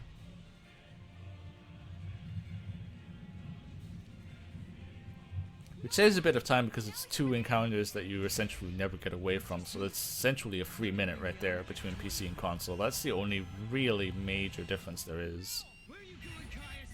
Stand and fight me! So here again, I'm just trying my best to get away from these encounters. Here we're actually going to fight one of them, because usually it's faster to fight them than to try and run away.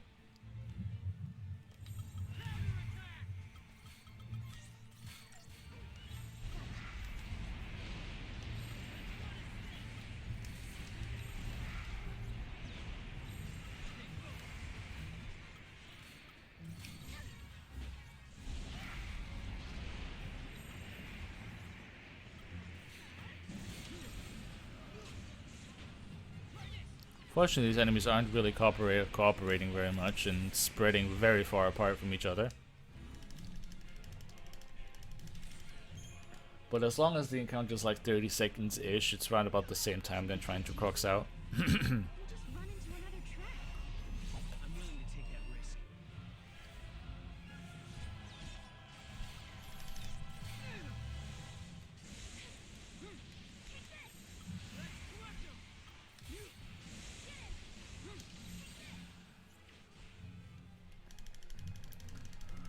So now we're at one of the other more notorious bosses in Final Fantasy XIII-2.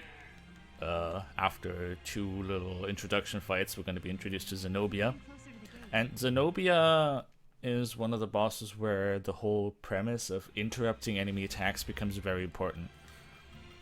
Zenobia has a mechanic where at 30% of his health, if left unadministered, Zenobia is going to enter a defensive stance, make himself invulnerable to attacks, and summon a whole bunch of tentacles that really just absolutely destroy you. So you want to try and avoid that happening at all costs.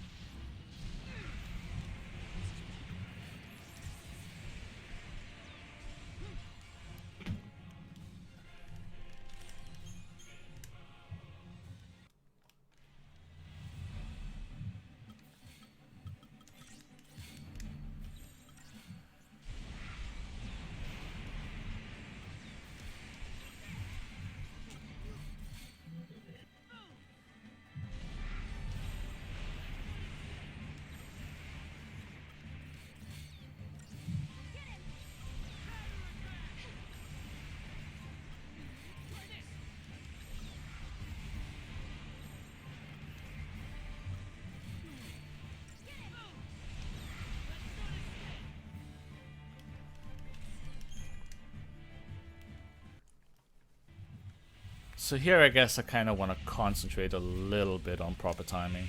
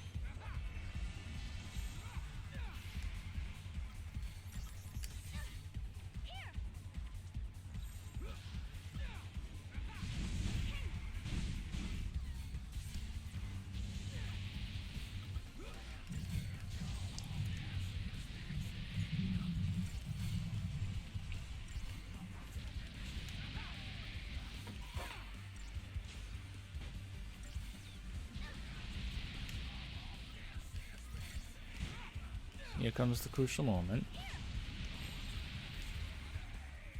And we did it. It's all one well-timed paradigm shift that it needs, because there is an effect called ready animation cancelling. Normally when you perform a paradigm shift, just normally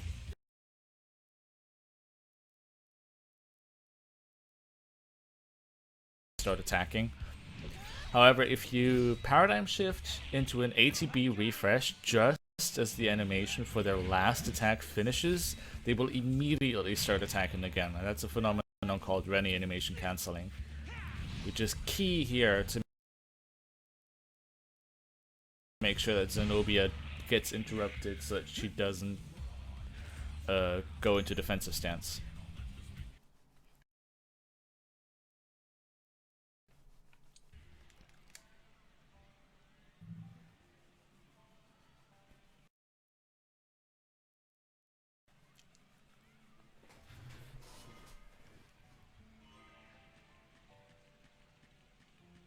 The gate is up there, Kubo.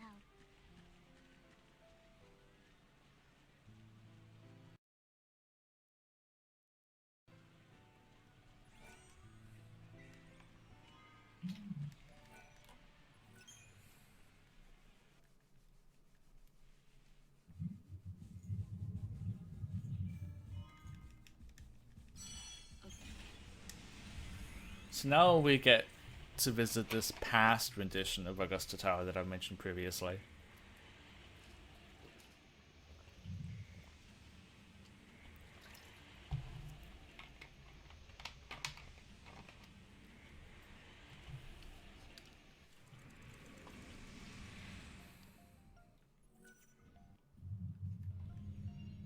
First off, let me guess.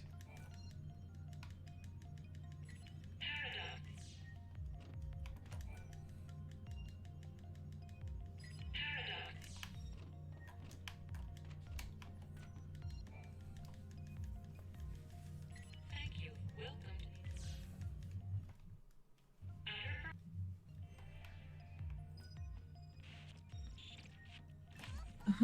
People in chat keep asking when's 160 fragments per set.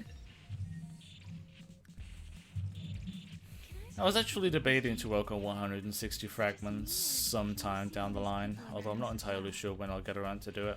It's a ton of work to... Why did you think I couldn't? Because every time I go back to a category like this, I'm always like going through it thinking, is there something I could do better? Is there any way I can optimize and cut down some more time? And imagining all the different possibilities that you can take during the speedrun this long are massive.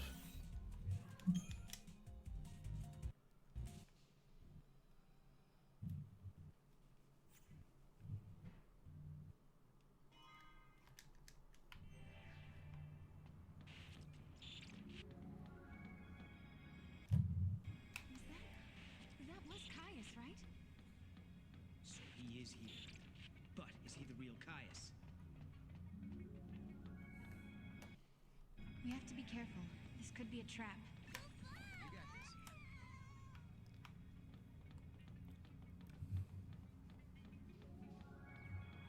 There must be some way we can get across this.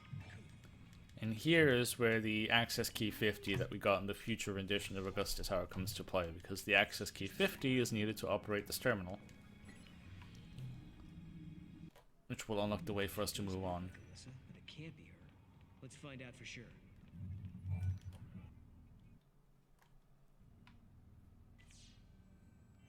Are all the people who work here the same? Yes.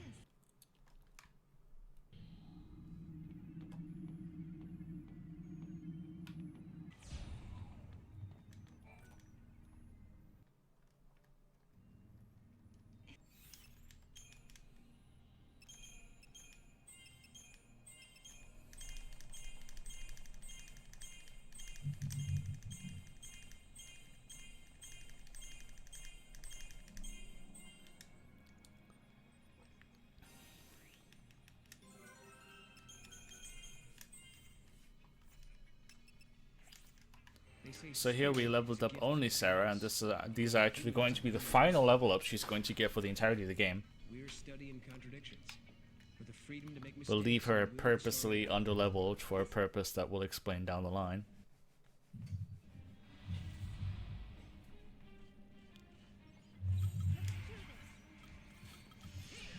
It just blows my mind that you're already so far into the game in this short amount of time. It's like watching the magic of speedrun just unfold.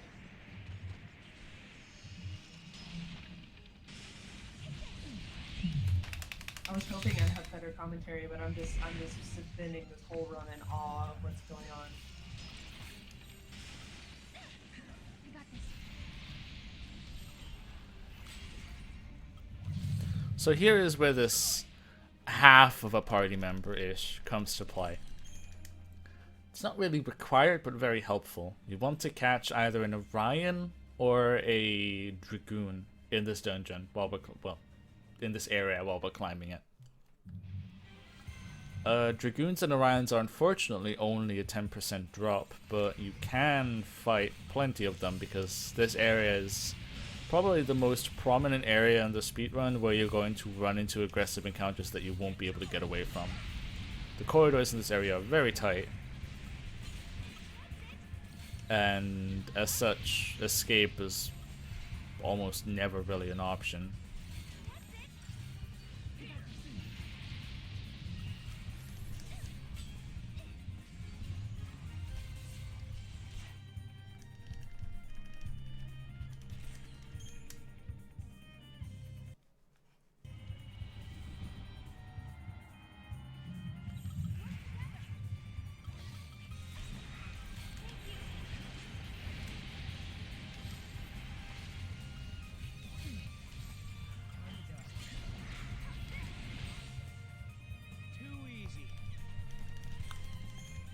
Oh, we got an Orion. Perfect.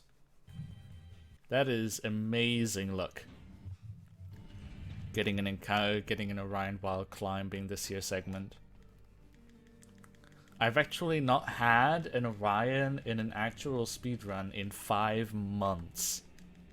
Oh, wow. So seeing this makes me quite happy.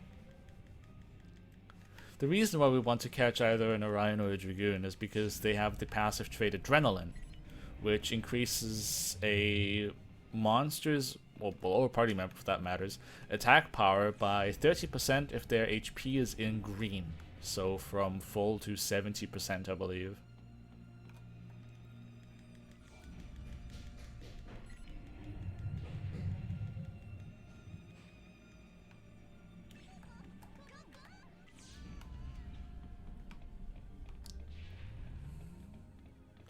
And while that boost isn't necessary, it makes some of the endgame fights a lot less worrisome. That's my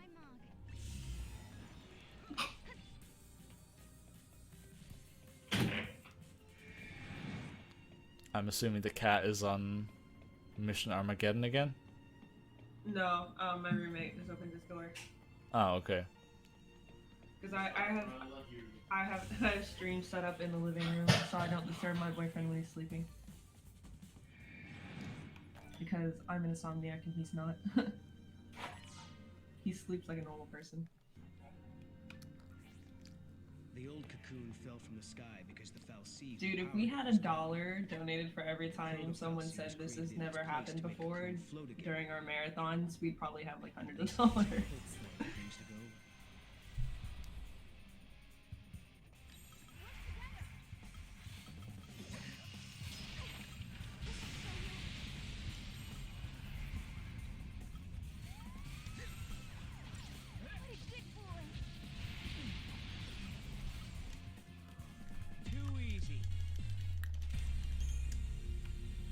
Right, but the artificial intelligence needed to build the proto-Fal'Cie rebelled against the humans.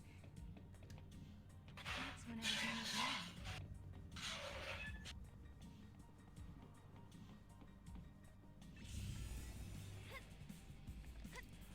Very interesting spawn this here is. Hopefully I can still get away from it.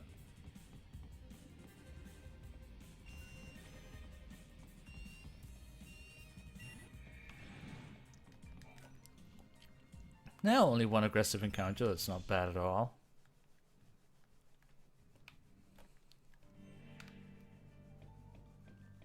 So unlike the other area where we just used all the switches in some form of hub, instead here we want to actually, like, the switch is actually located in the room, so we rotate with them.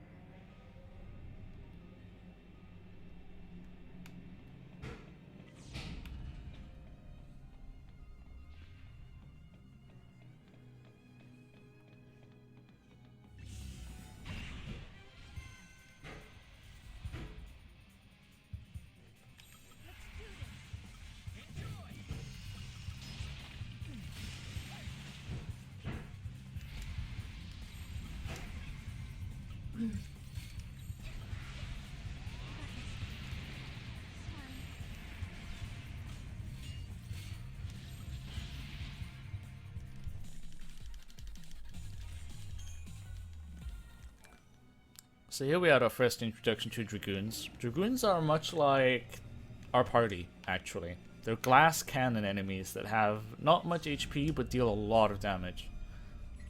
So defeating them quickly is key.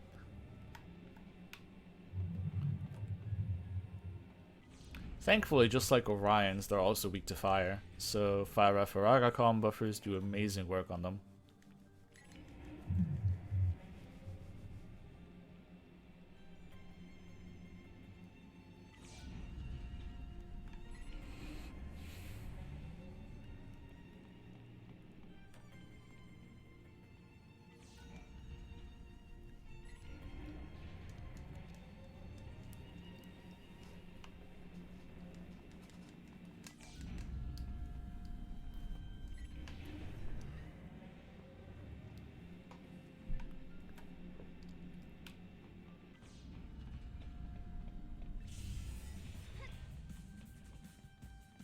It is rather lucky to get a passive encounter on this floor. It's actually quite amazing.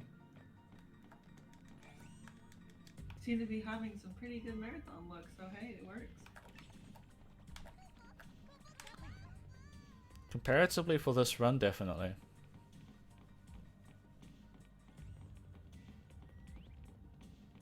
Maybe you'll do it after all.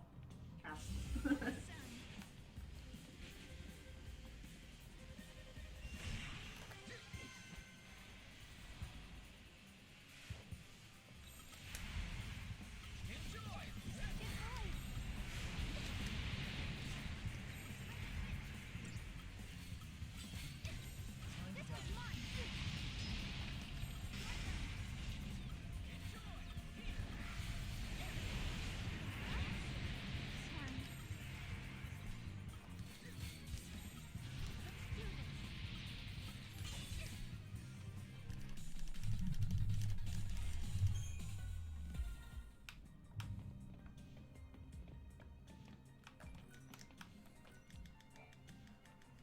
While I would have liked to have avoided that encounter, at least it gave us a couple potent chips, which are nice, because chips are the stage of electronical components that robotic monsters need to level up.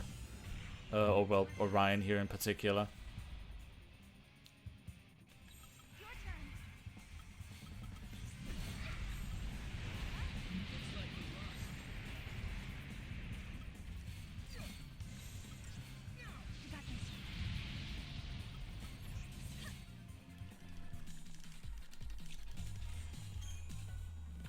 You might be up there with him, Kubo.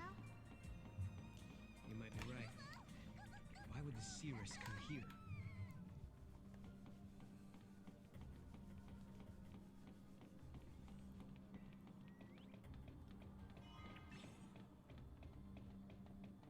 That's my mom.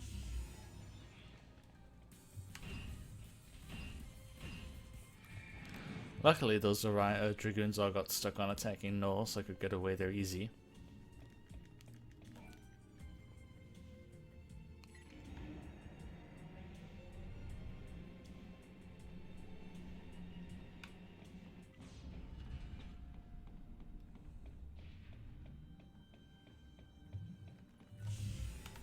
And unfortunately we have to fight one more encounter before before we're done here.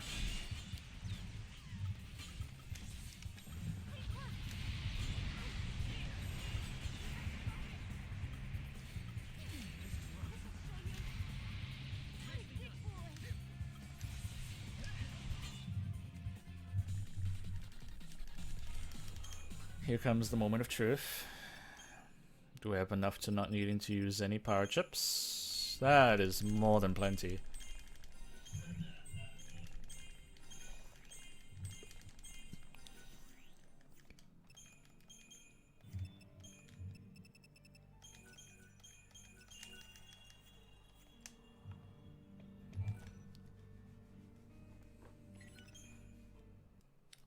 So now our Chichu is going to have maximum power for the road up ahead, which is nice.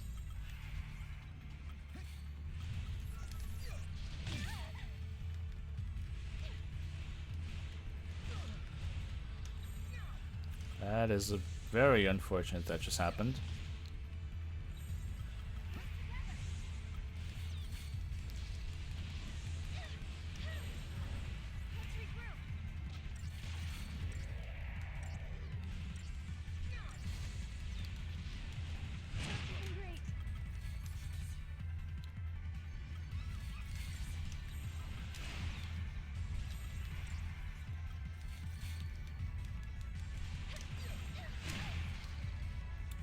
This is very uncomforting that he's so aggressive. Jesus. Now this is a scenario where I could say this never happened before. Oh man.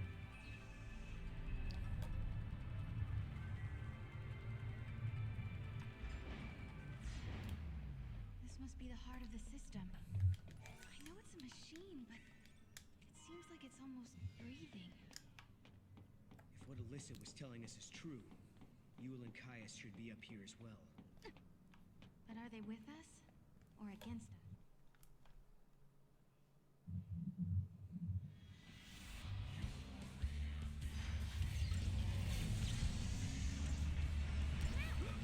So now we are fighting the source of the problem in Academia 400 AF, the Protofelsi atom.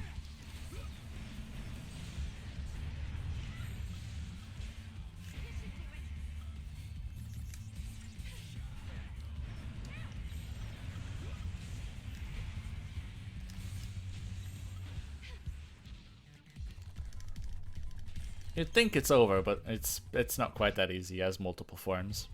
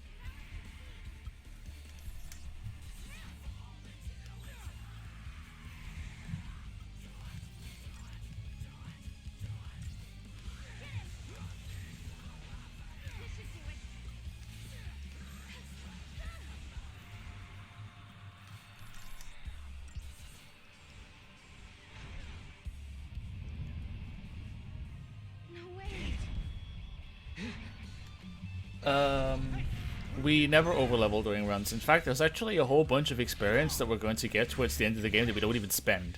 Just because it will be a time loss to spend that EXP. We gotta stop it. Because it is actually more damage to sacrifice our party members and their attacking capabilities to just maximize the damage output from Chichu, because he gets so high stats that the damage that our party members could do does not compare. Time for you to go away. For good.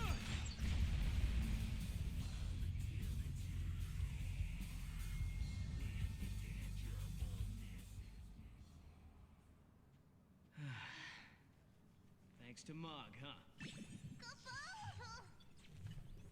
You guys play her up, Lupa. You say saved the day. Thank you. You did great. It is essentially that you only cutscene skip once. If you cutscene skip twice, you actually get into a third fight with Proto-Falciatum, because you have to scream at Hope to reach out to the Hope in the past to never construct the Proto-Falciatum, and as such make him stop existing.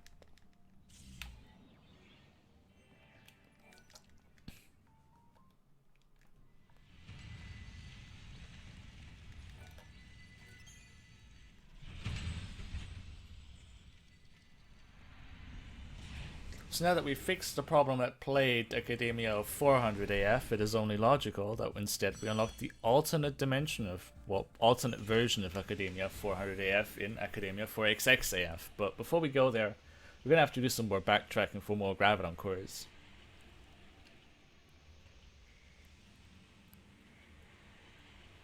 In fact, we'll actually get the 2 Graviton cores that we need to complete the quest entirely.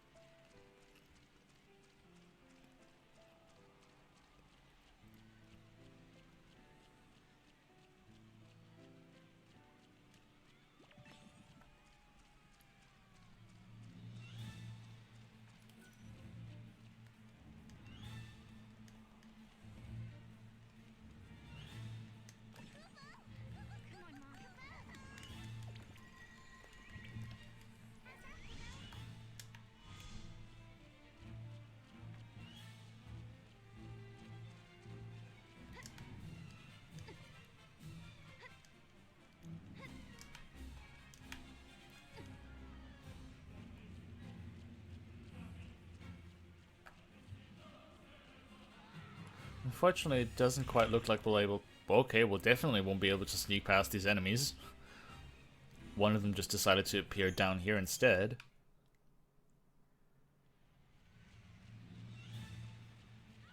We actually got super lucky though that in retrying they actually spawned so far away that we could just access the wild artifact. That was actually quite neat. There is indeed 100%. The world record for Final Fantasy XIII to 160 fragments is 10 minutes, 10 hours, around about 10 hours and 30 minutes by yours truly. I can't quite remember the time, it's been a while.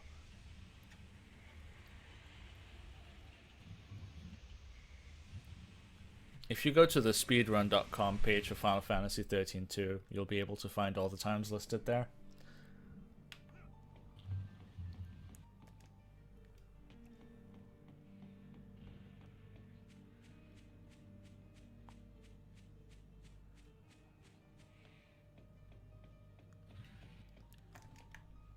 We should leave this in the hands of the military.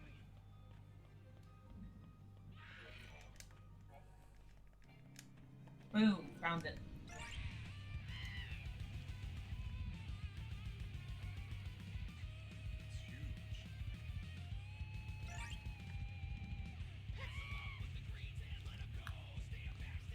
This is a little bit of a tight chocobo ride. Enjoy the music, by the way. The red chocobos consume Geisha greens constantly as you're riding them. We need one Geisha green left over though to use an Academia 4XX, so I don't want to spend all of them, and we made it over here just fine. And this is going to be the last Graviton core we need.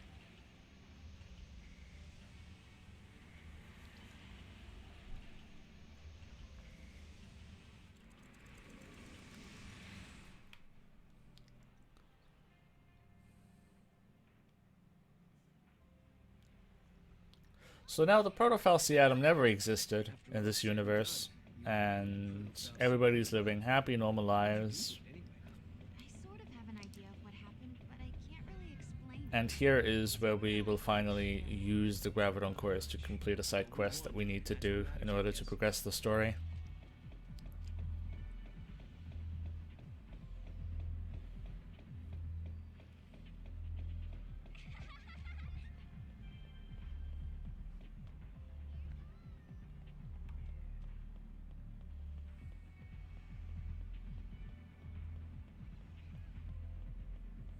I'd love to live in a place with nice, fresh. What's going on? That was one strange chocobo girl.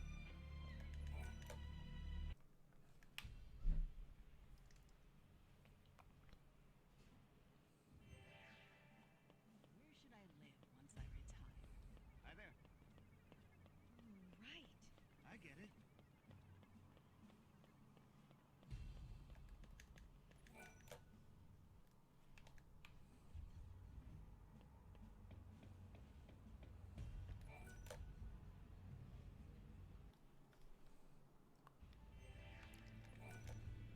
So because the pillar that was erected in Final Fantasy XIII in order to keep Cocoon in the sky is now crumbling, it is Hope's plan to get a whole bunch of Graviton cores to levitate an artificial Cocoon in time before the current Cocoon collapses to save all of mankind. Conveniently, because we're speedrunners and know what we're doing, we already came to Hope with all of the Graviton cores in tow, so we can progress this part of the story no problem, where otherwise you'd have to go back and grind a whole bunch, well not grind a whole bunch, but like explore a whole bunch and find those Graviton cores. And now we're going to get our other like half party member, Silver Chocobo. He's actually just there to be infused immediately, because he imparts a passive ability called Ally KO Power Surge. And what it does is, if one of your party members gets incapacitated in battle, the strength and magic of the party member with Ally KO Power Surge increases by 110%. And that is the reason why we keep Sarah underleveled. From now on, for fights that we actually fight with both Sarah and Noel in the party, our goal is to kill off Sarah to boost Chichu's strength and magic by 110%, which makes him do so much more damage that it's just infinitely better than trying to keep Sarah alive. As cruel as that may sound.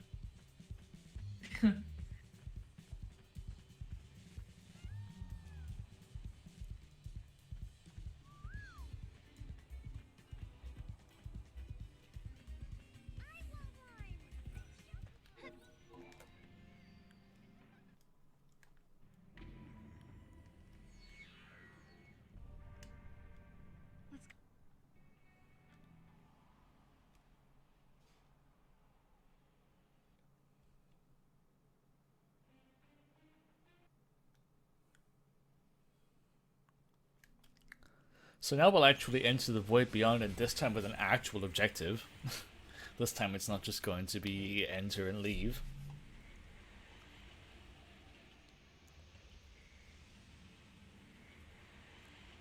And this area actually gives away some background story about how the events of Final Fantasy XIII came to be in the first place, because it actually all has to do with the gods of this universe.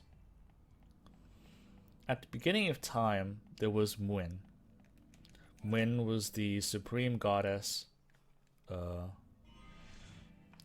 and in her loneliness she gave birth to her son, Bunavelza. Bunavelza, however, had a insatiable thirst for power, and in order to rule all of existence, he killed his own mother Mwyn and sent her into the Unseen Realm, where she began governing the cycle of life and death. Bunavelza, however, in his paranoia, was still afraid that Mwyn eventually one day would return to strike back at him. So he gave birth to 3 children of his own, Lindsay, Pulse, and Etro. However, he made Etro a mirror image of Mwyn herself, and in fear decided to give her no powers because he feared she may or may not be Mwyn incarnate. Etro, in her depression that compared to Lindsay and Pulse, she's completely powerless, killed herself, and in her blood, Lindsay made humans. So that's how humans were born. And Lindsay and Pulse were then tasked to find the door to the unseen realm, Mwyn's gate, which later on came to be Etro's gate.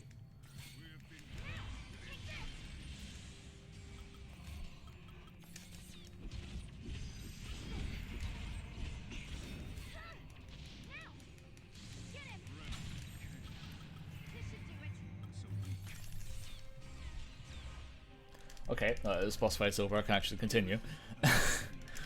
And the whole premise of Final Fantasy XIII is for Lindsay's and Pulse's forces to find Etro's gate to gain access to the Unseen Realm as Bunnivel's commanded.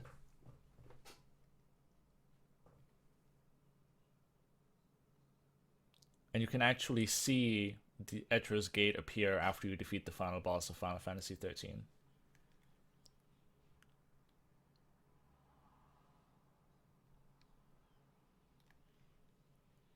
Have I really come back to New Bodom? Or is this just part of a dream? So now it appears that we are in New Bodom 3AF again. We are not quite sure what happens. The sky is looking rather bleak and things are looking a little bit ominous. Is acting kind of strange.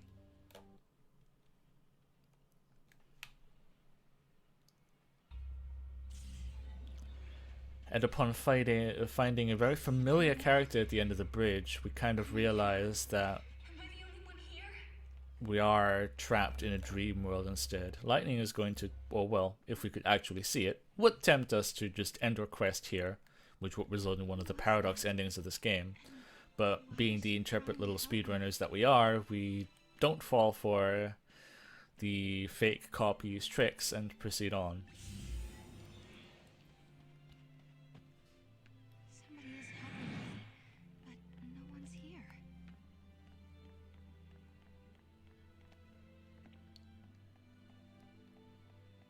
Keep going. That voice. I'm sure I've heard it before. You can do it.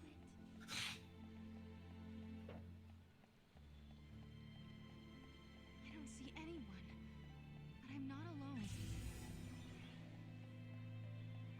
Not far now. People that are familiar with Final Fantasy XIII might recognize this voice. Where's the gate? There's nothing left.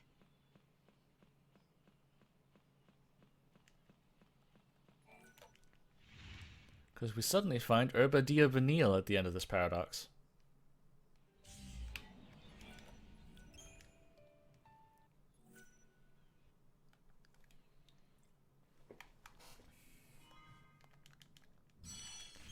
And now after Herba Dia Vanille and off-screen Herba Yunfang, both playable characters from Final Fantasy XIII, may it helped Sarah realize that she was trapped in a dream world and helped her outside, we're now entering Noel's dream world to do the same.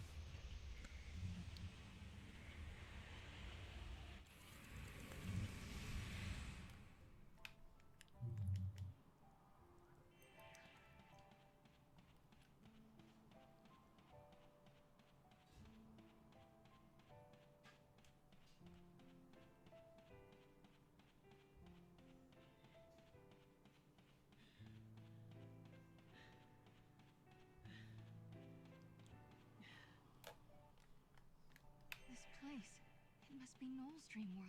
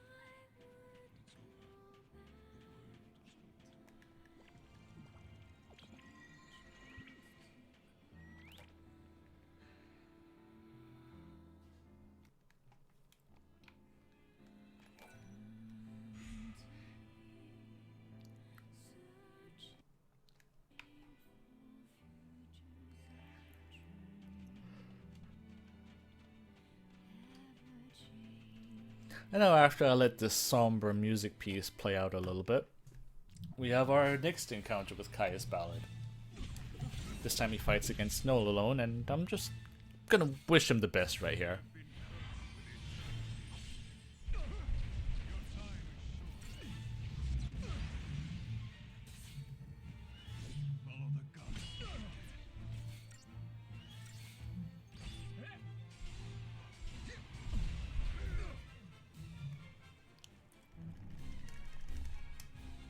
But unlike all the other battles we fought so far, this one you actually don't have to win. And it's also one of the reasons why back in Augusta Tower we actually didn't level up Noel at all, because if you leave him underleveled, he'll die faster here, which saves like 10 seconds, but hey, like I said, speedrunner's mentality, gotta save all the frames.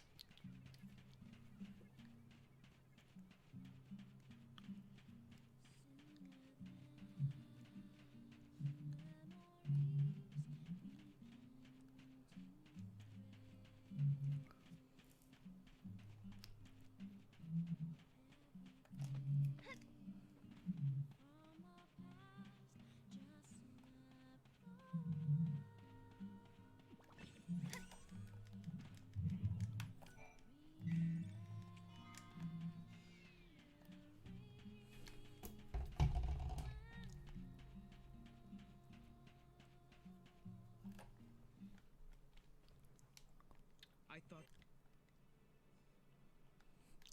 And now at the end of this barren world, we actually find ourselves fighting a familiar face. Well, somewhat familiar face anyway, once again. As if we go over here and talk to Noel,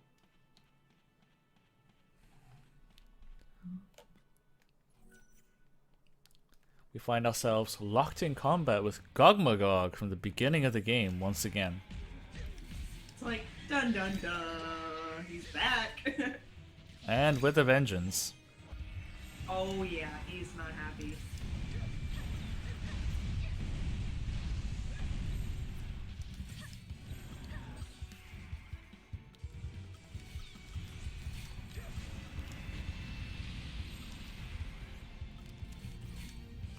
He actually has an interesting mechanic in that he uses an ability called Writhe, which will result in him stacking a whole bunch of debuffs onto himself. And you think, hooray, debuffs himself, Wonderbar, that's exactly what I needed right about now.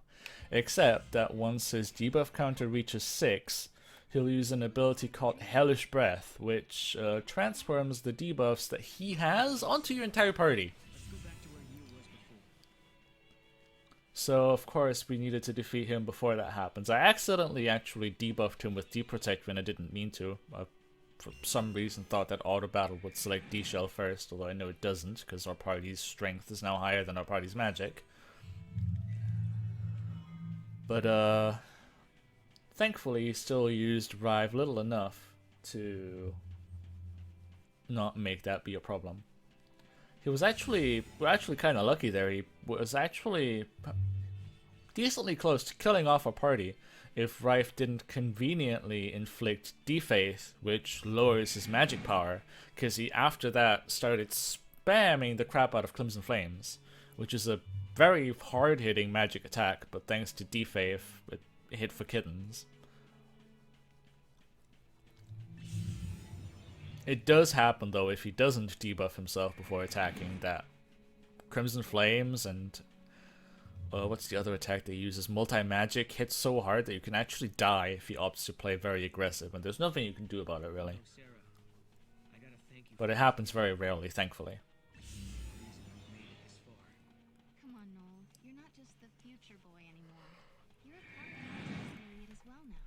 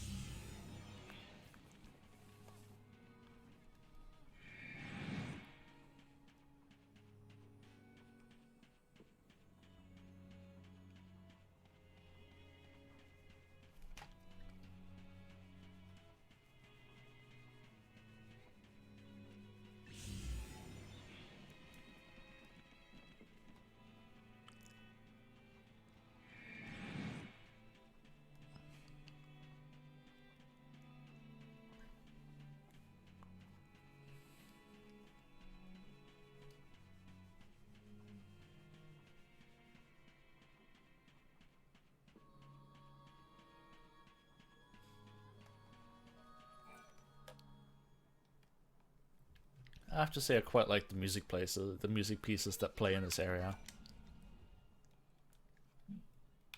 Where did she's waiting for you.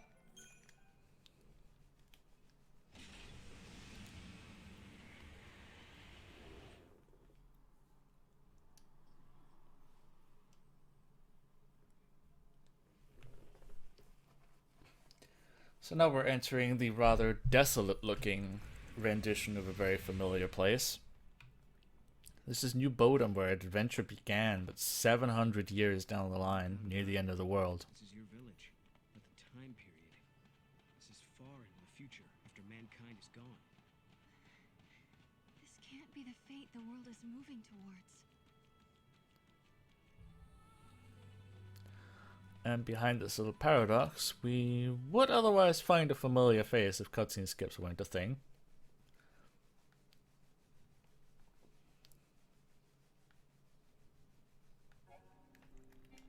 And she'll give us the powers needed to reach the end of the game. Look! Lightning has left us the last artifact we need. Come on, Mom.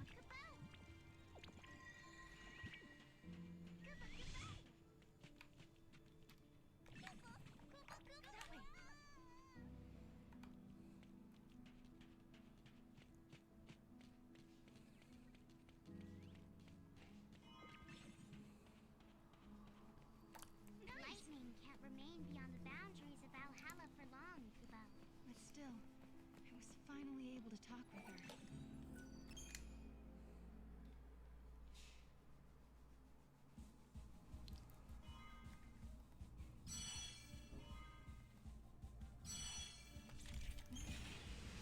But before we end up beating the game, we're gonna pay the Mystic of Serendipity another visit.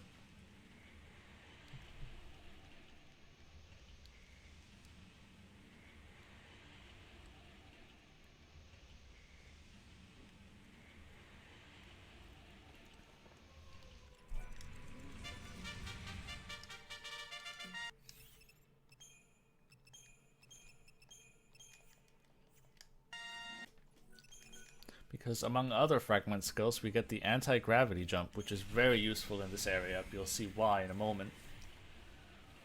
But here it is, the final destination of our journey, Academia 500.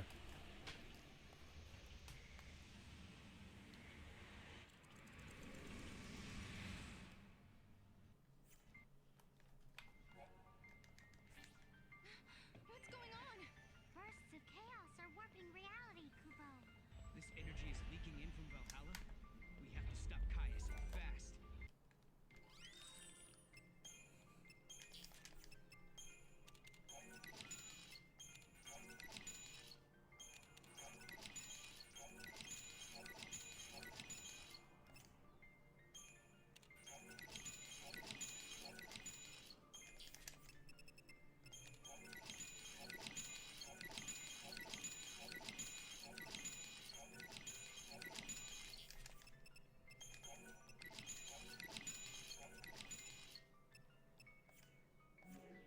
Oh, whoops. That's not what I wanted to do. So, from these we need 16. These we need 24.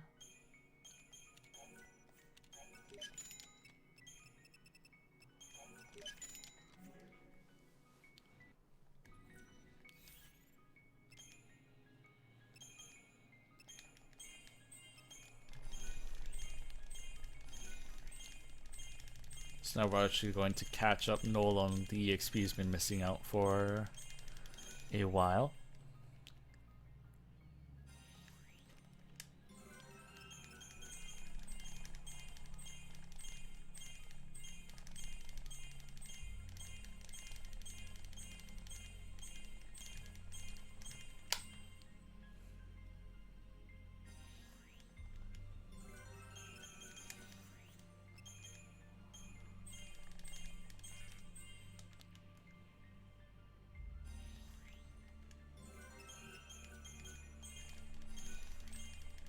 Now just watch as Chichu's strength just skyrockets.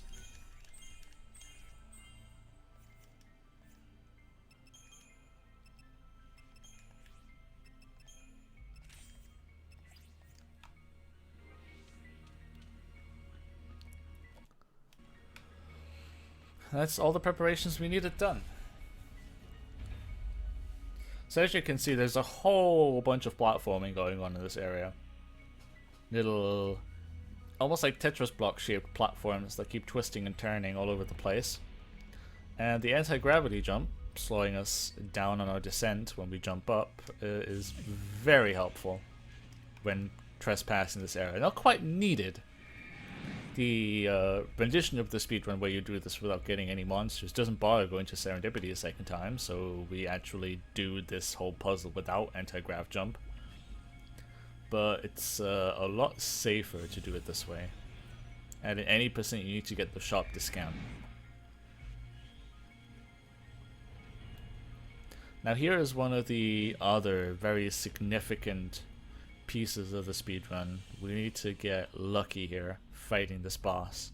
This boss has a 90% drop that we need from both enemies in order to afford the final little bit of shopping in the game.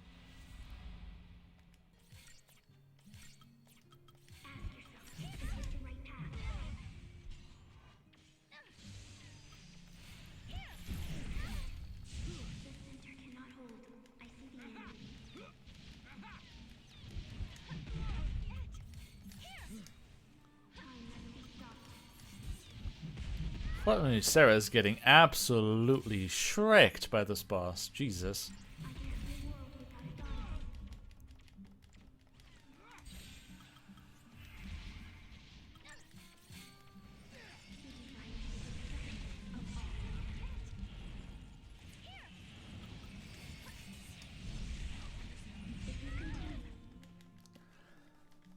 Okay, first actual death of the run if you ignore the behemoth earlier. This boss plays his cards very aggressively.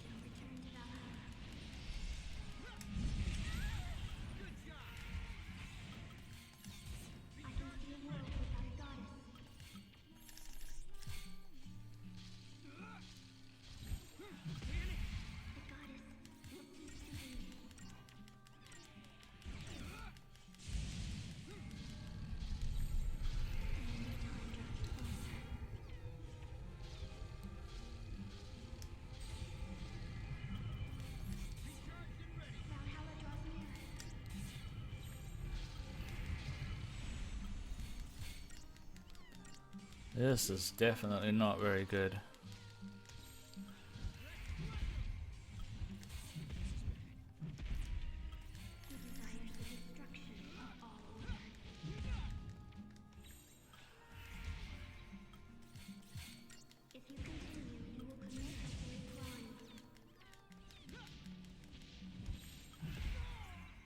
Yeah. I was experimenting with something because I realized I'm missing an item that I probably forgot to pick up somewhere in the run. So I tried to do the fight without it, but it doesn't quite work, so we'll just play it the normal, standard way.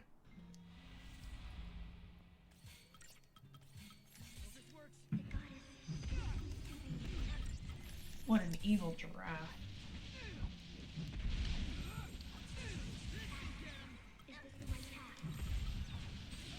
I knew giraffes were evil creatures. Yeah, it is rather unfortunate that these giraffes of death and destruction are not playing particularly nice right now.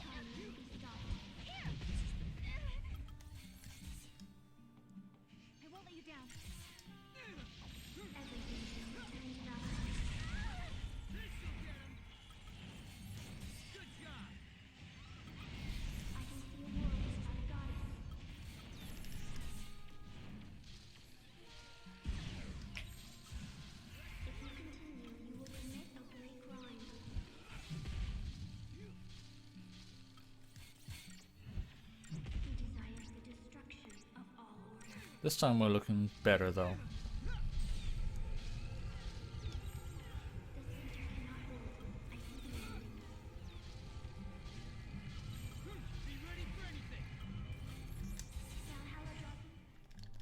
There we go, and do we get good luck? Yes we do. We get 2 Scarletites at least, so this opens up the way for the rest of the game quite nicely.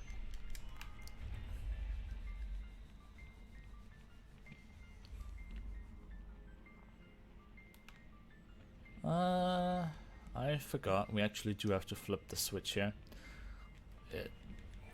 This is probably one of my harder areas to remember whenever I mix things up between doing 160F and any percent, because you actually take 2 completely different routes through this area, depending on which of the 2 runs you do.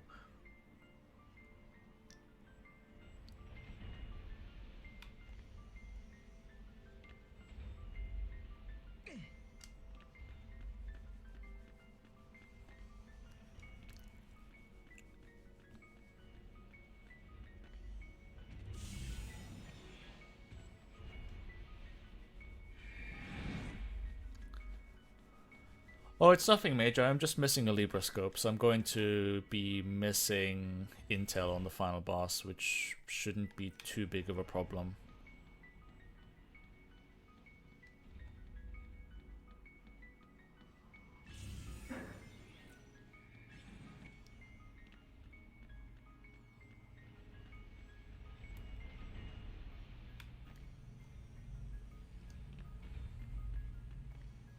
Quite funny, my cat has now finally fallen asleep at the end of the run, when it doesn't really matter if he's loud or anything anymore. Good job, buddy. Maybe the calm music from A Dying World 700 AF managed to get him to fall asleep.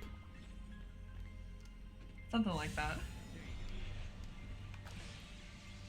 Sometimes he'll watch a stream, and I had it on my phone, and he was kind of watching it for a minute, but then you were walking with Sarah and the Moogle started flying around and he got really excited and was like tapping on my screen, and I was like, okay, no, stop.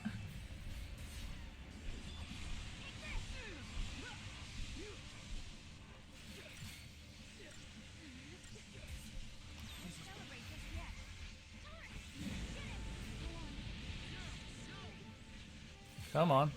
Kill Null. Please kill Null. Thank you. These human are evil. Unfortunately, I got stuck in an encounter with one of them, and it's actually much faster for them to kill you than for you to kill them.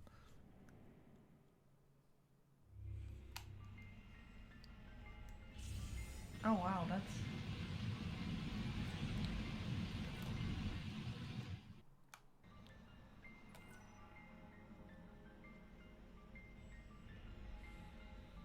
Do they kill you faster because you're like under leveled or something, or they just are just ridiculous? They are very strong enemies.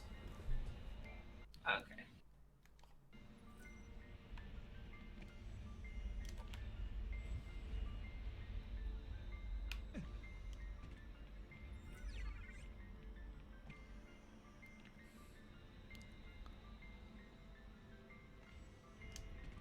They're kind of like dragoons in that they are strong offensively, but they aren't quite glass cannons. They actually do take quite a beating to kill.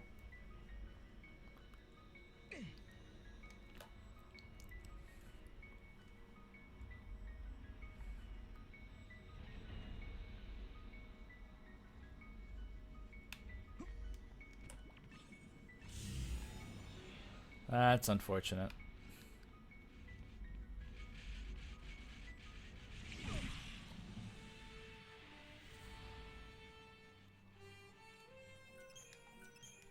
I took a step too far, or rather the character did, and I spawned an encounter here on this moving platform, where unfortunately I have not much choice than to try and dodge until the platform is tilted the way we need it to.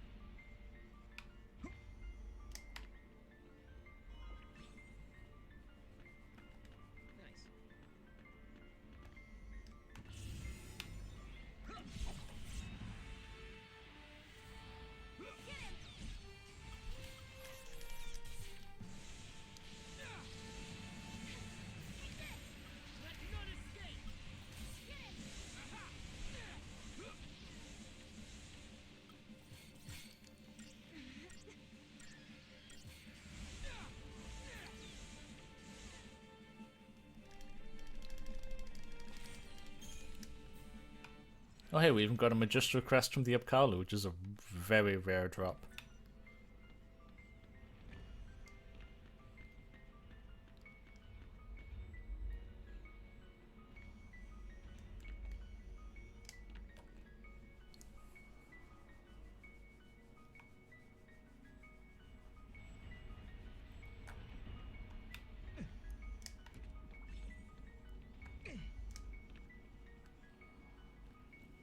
So we're almost at the end.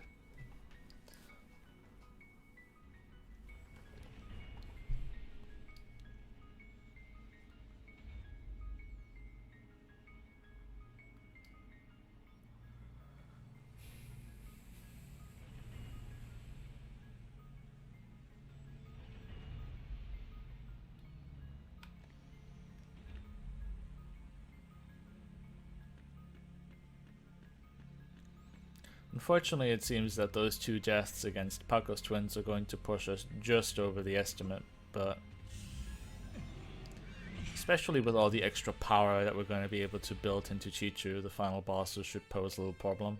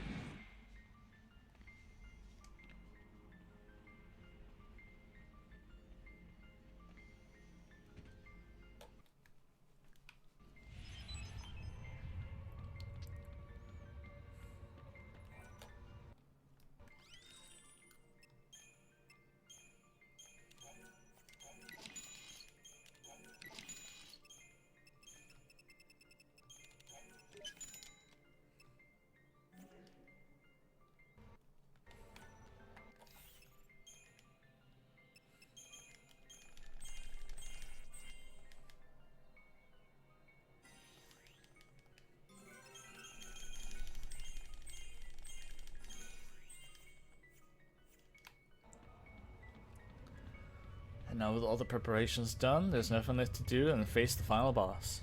So, we'll be needing to stop the time in about 4 to 5-ish minutes. Okay.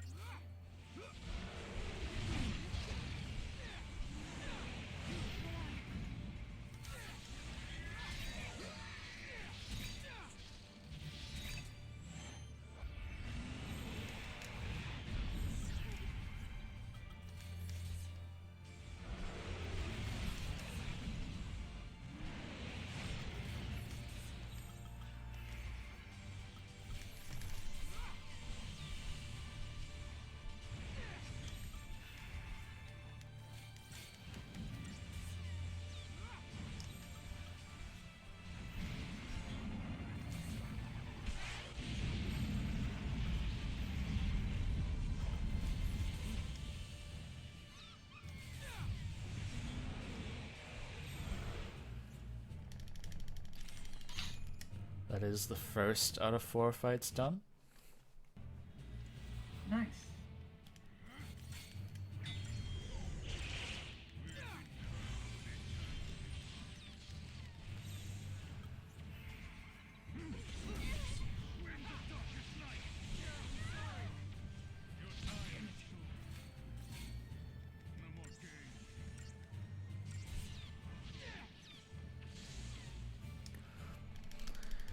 Two out of 4 done.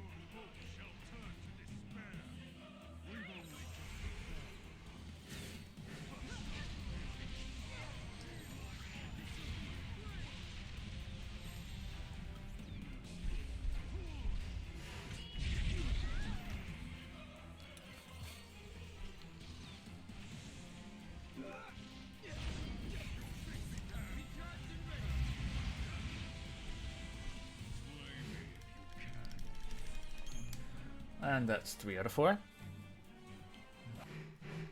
And onto the big baddie himself.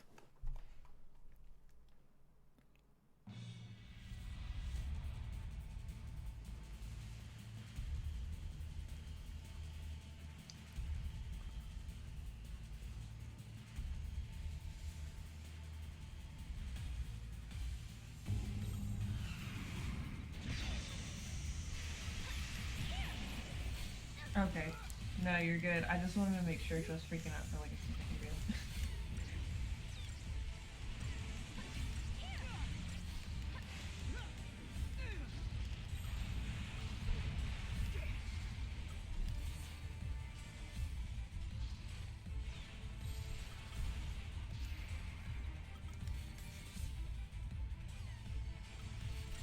I enjoy this theme, by the way. I'm not going to commentate much just because I really like this theme. It's called Invisible Deaths.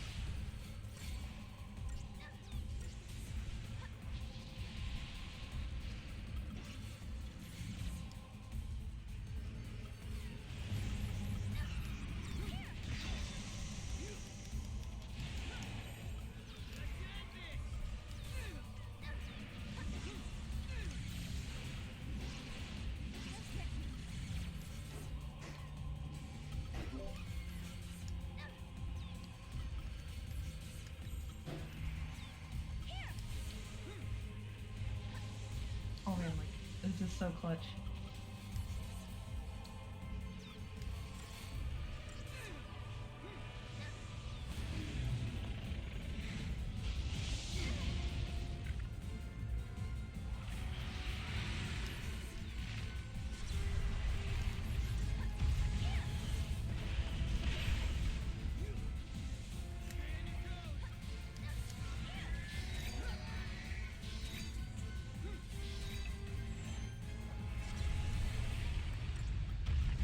Not good.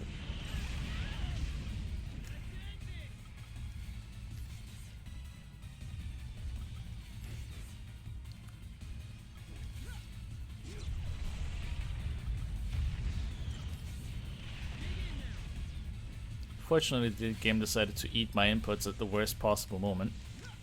Oh man.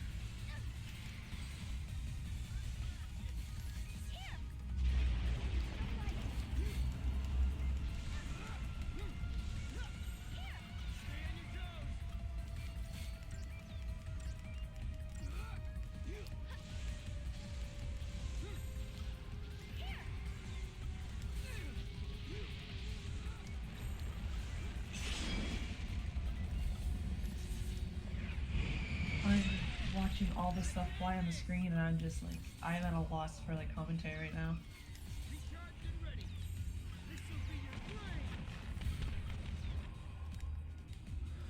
And time.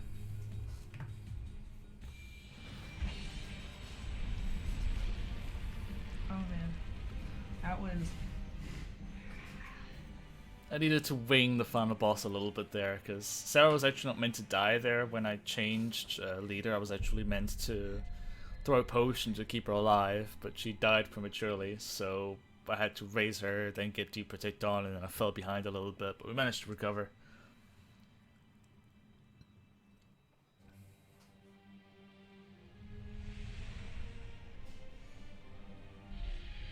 Oh, not bad.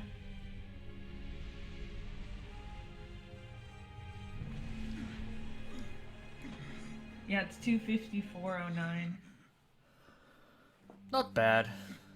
I mean, less than 10 minutes away from world record, considering I didn't really have much time to practice, considering I filled in for this marathon. So I had to just go off of memory from 2 months ago. No man, I really appreciate you coming and doing this run. It has been an absolute treat to get to watch this. Like, and I'm sorry my commentary wasn't better. I was just in complete awe and shock that this game is so fast. Oh my gosh. Absolutely no problem. I enjoyed doing this run. It feels nice to come back to this game every now and then. So you totally come back and do 160 fragments next year. Sure, I'll take you up on that one. So yeah, you got a whole nother year to practice, so don't worry. You'll probably set like 10 more world records by then. I'll try my best. So, next up for the marathon is going to be Portal,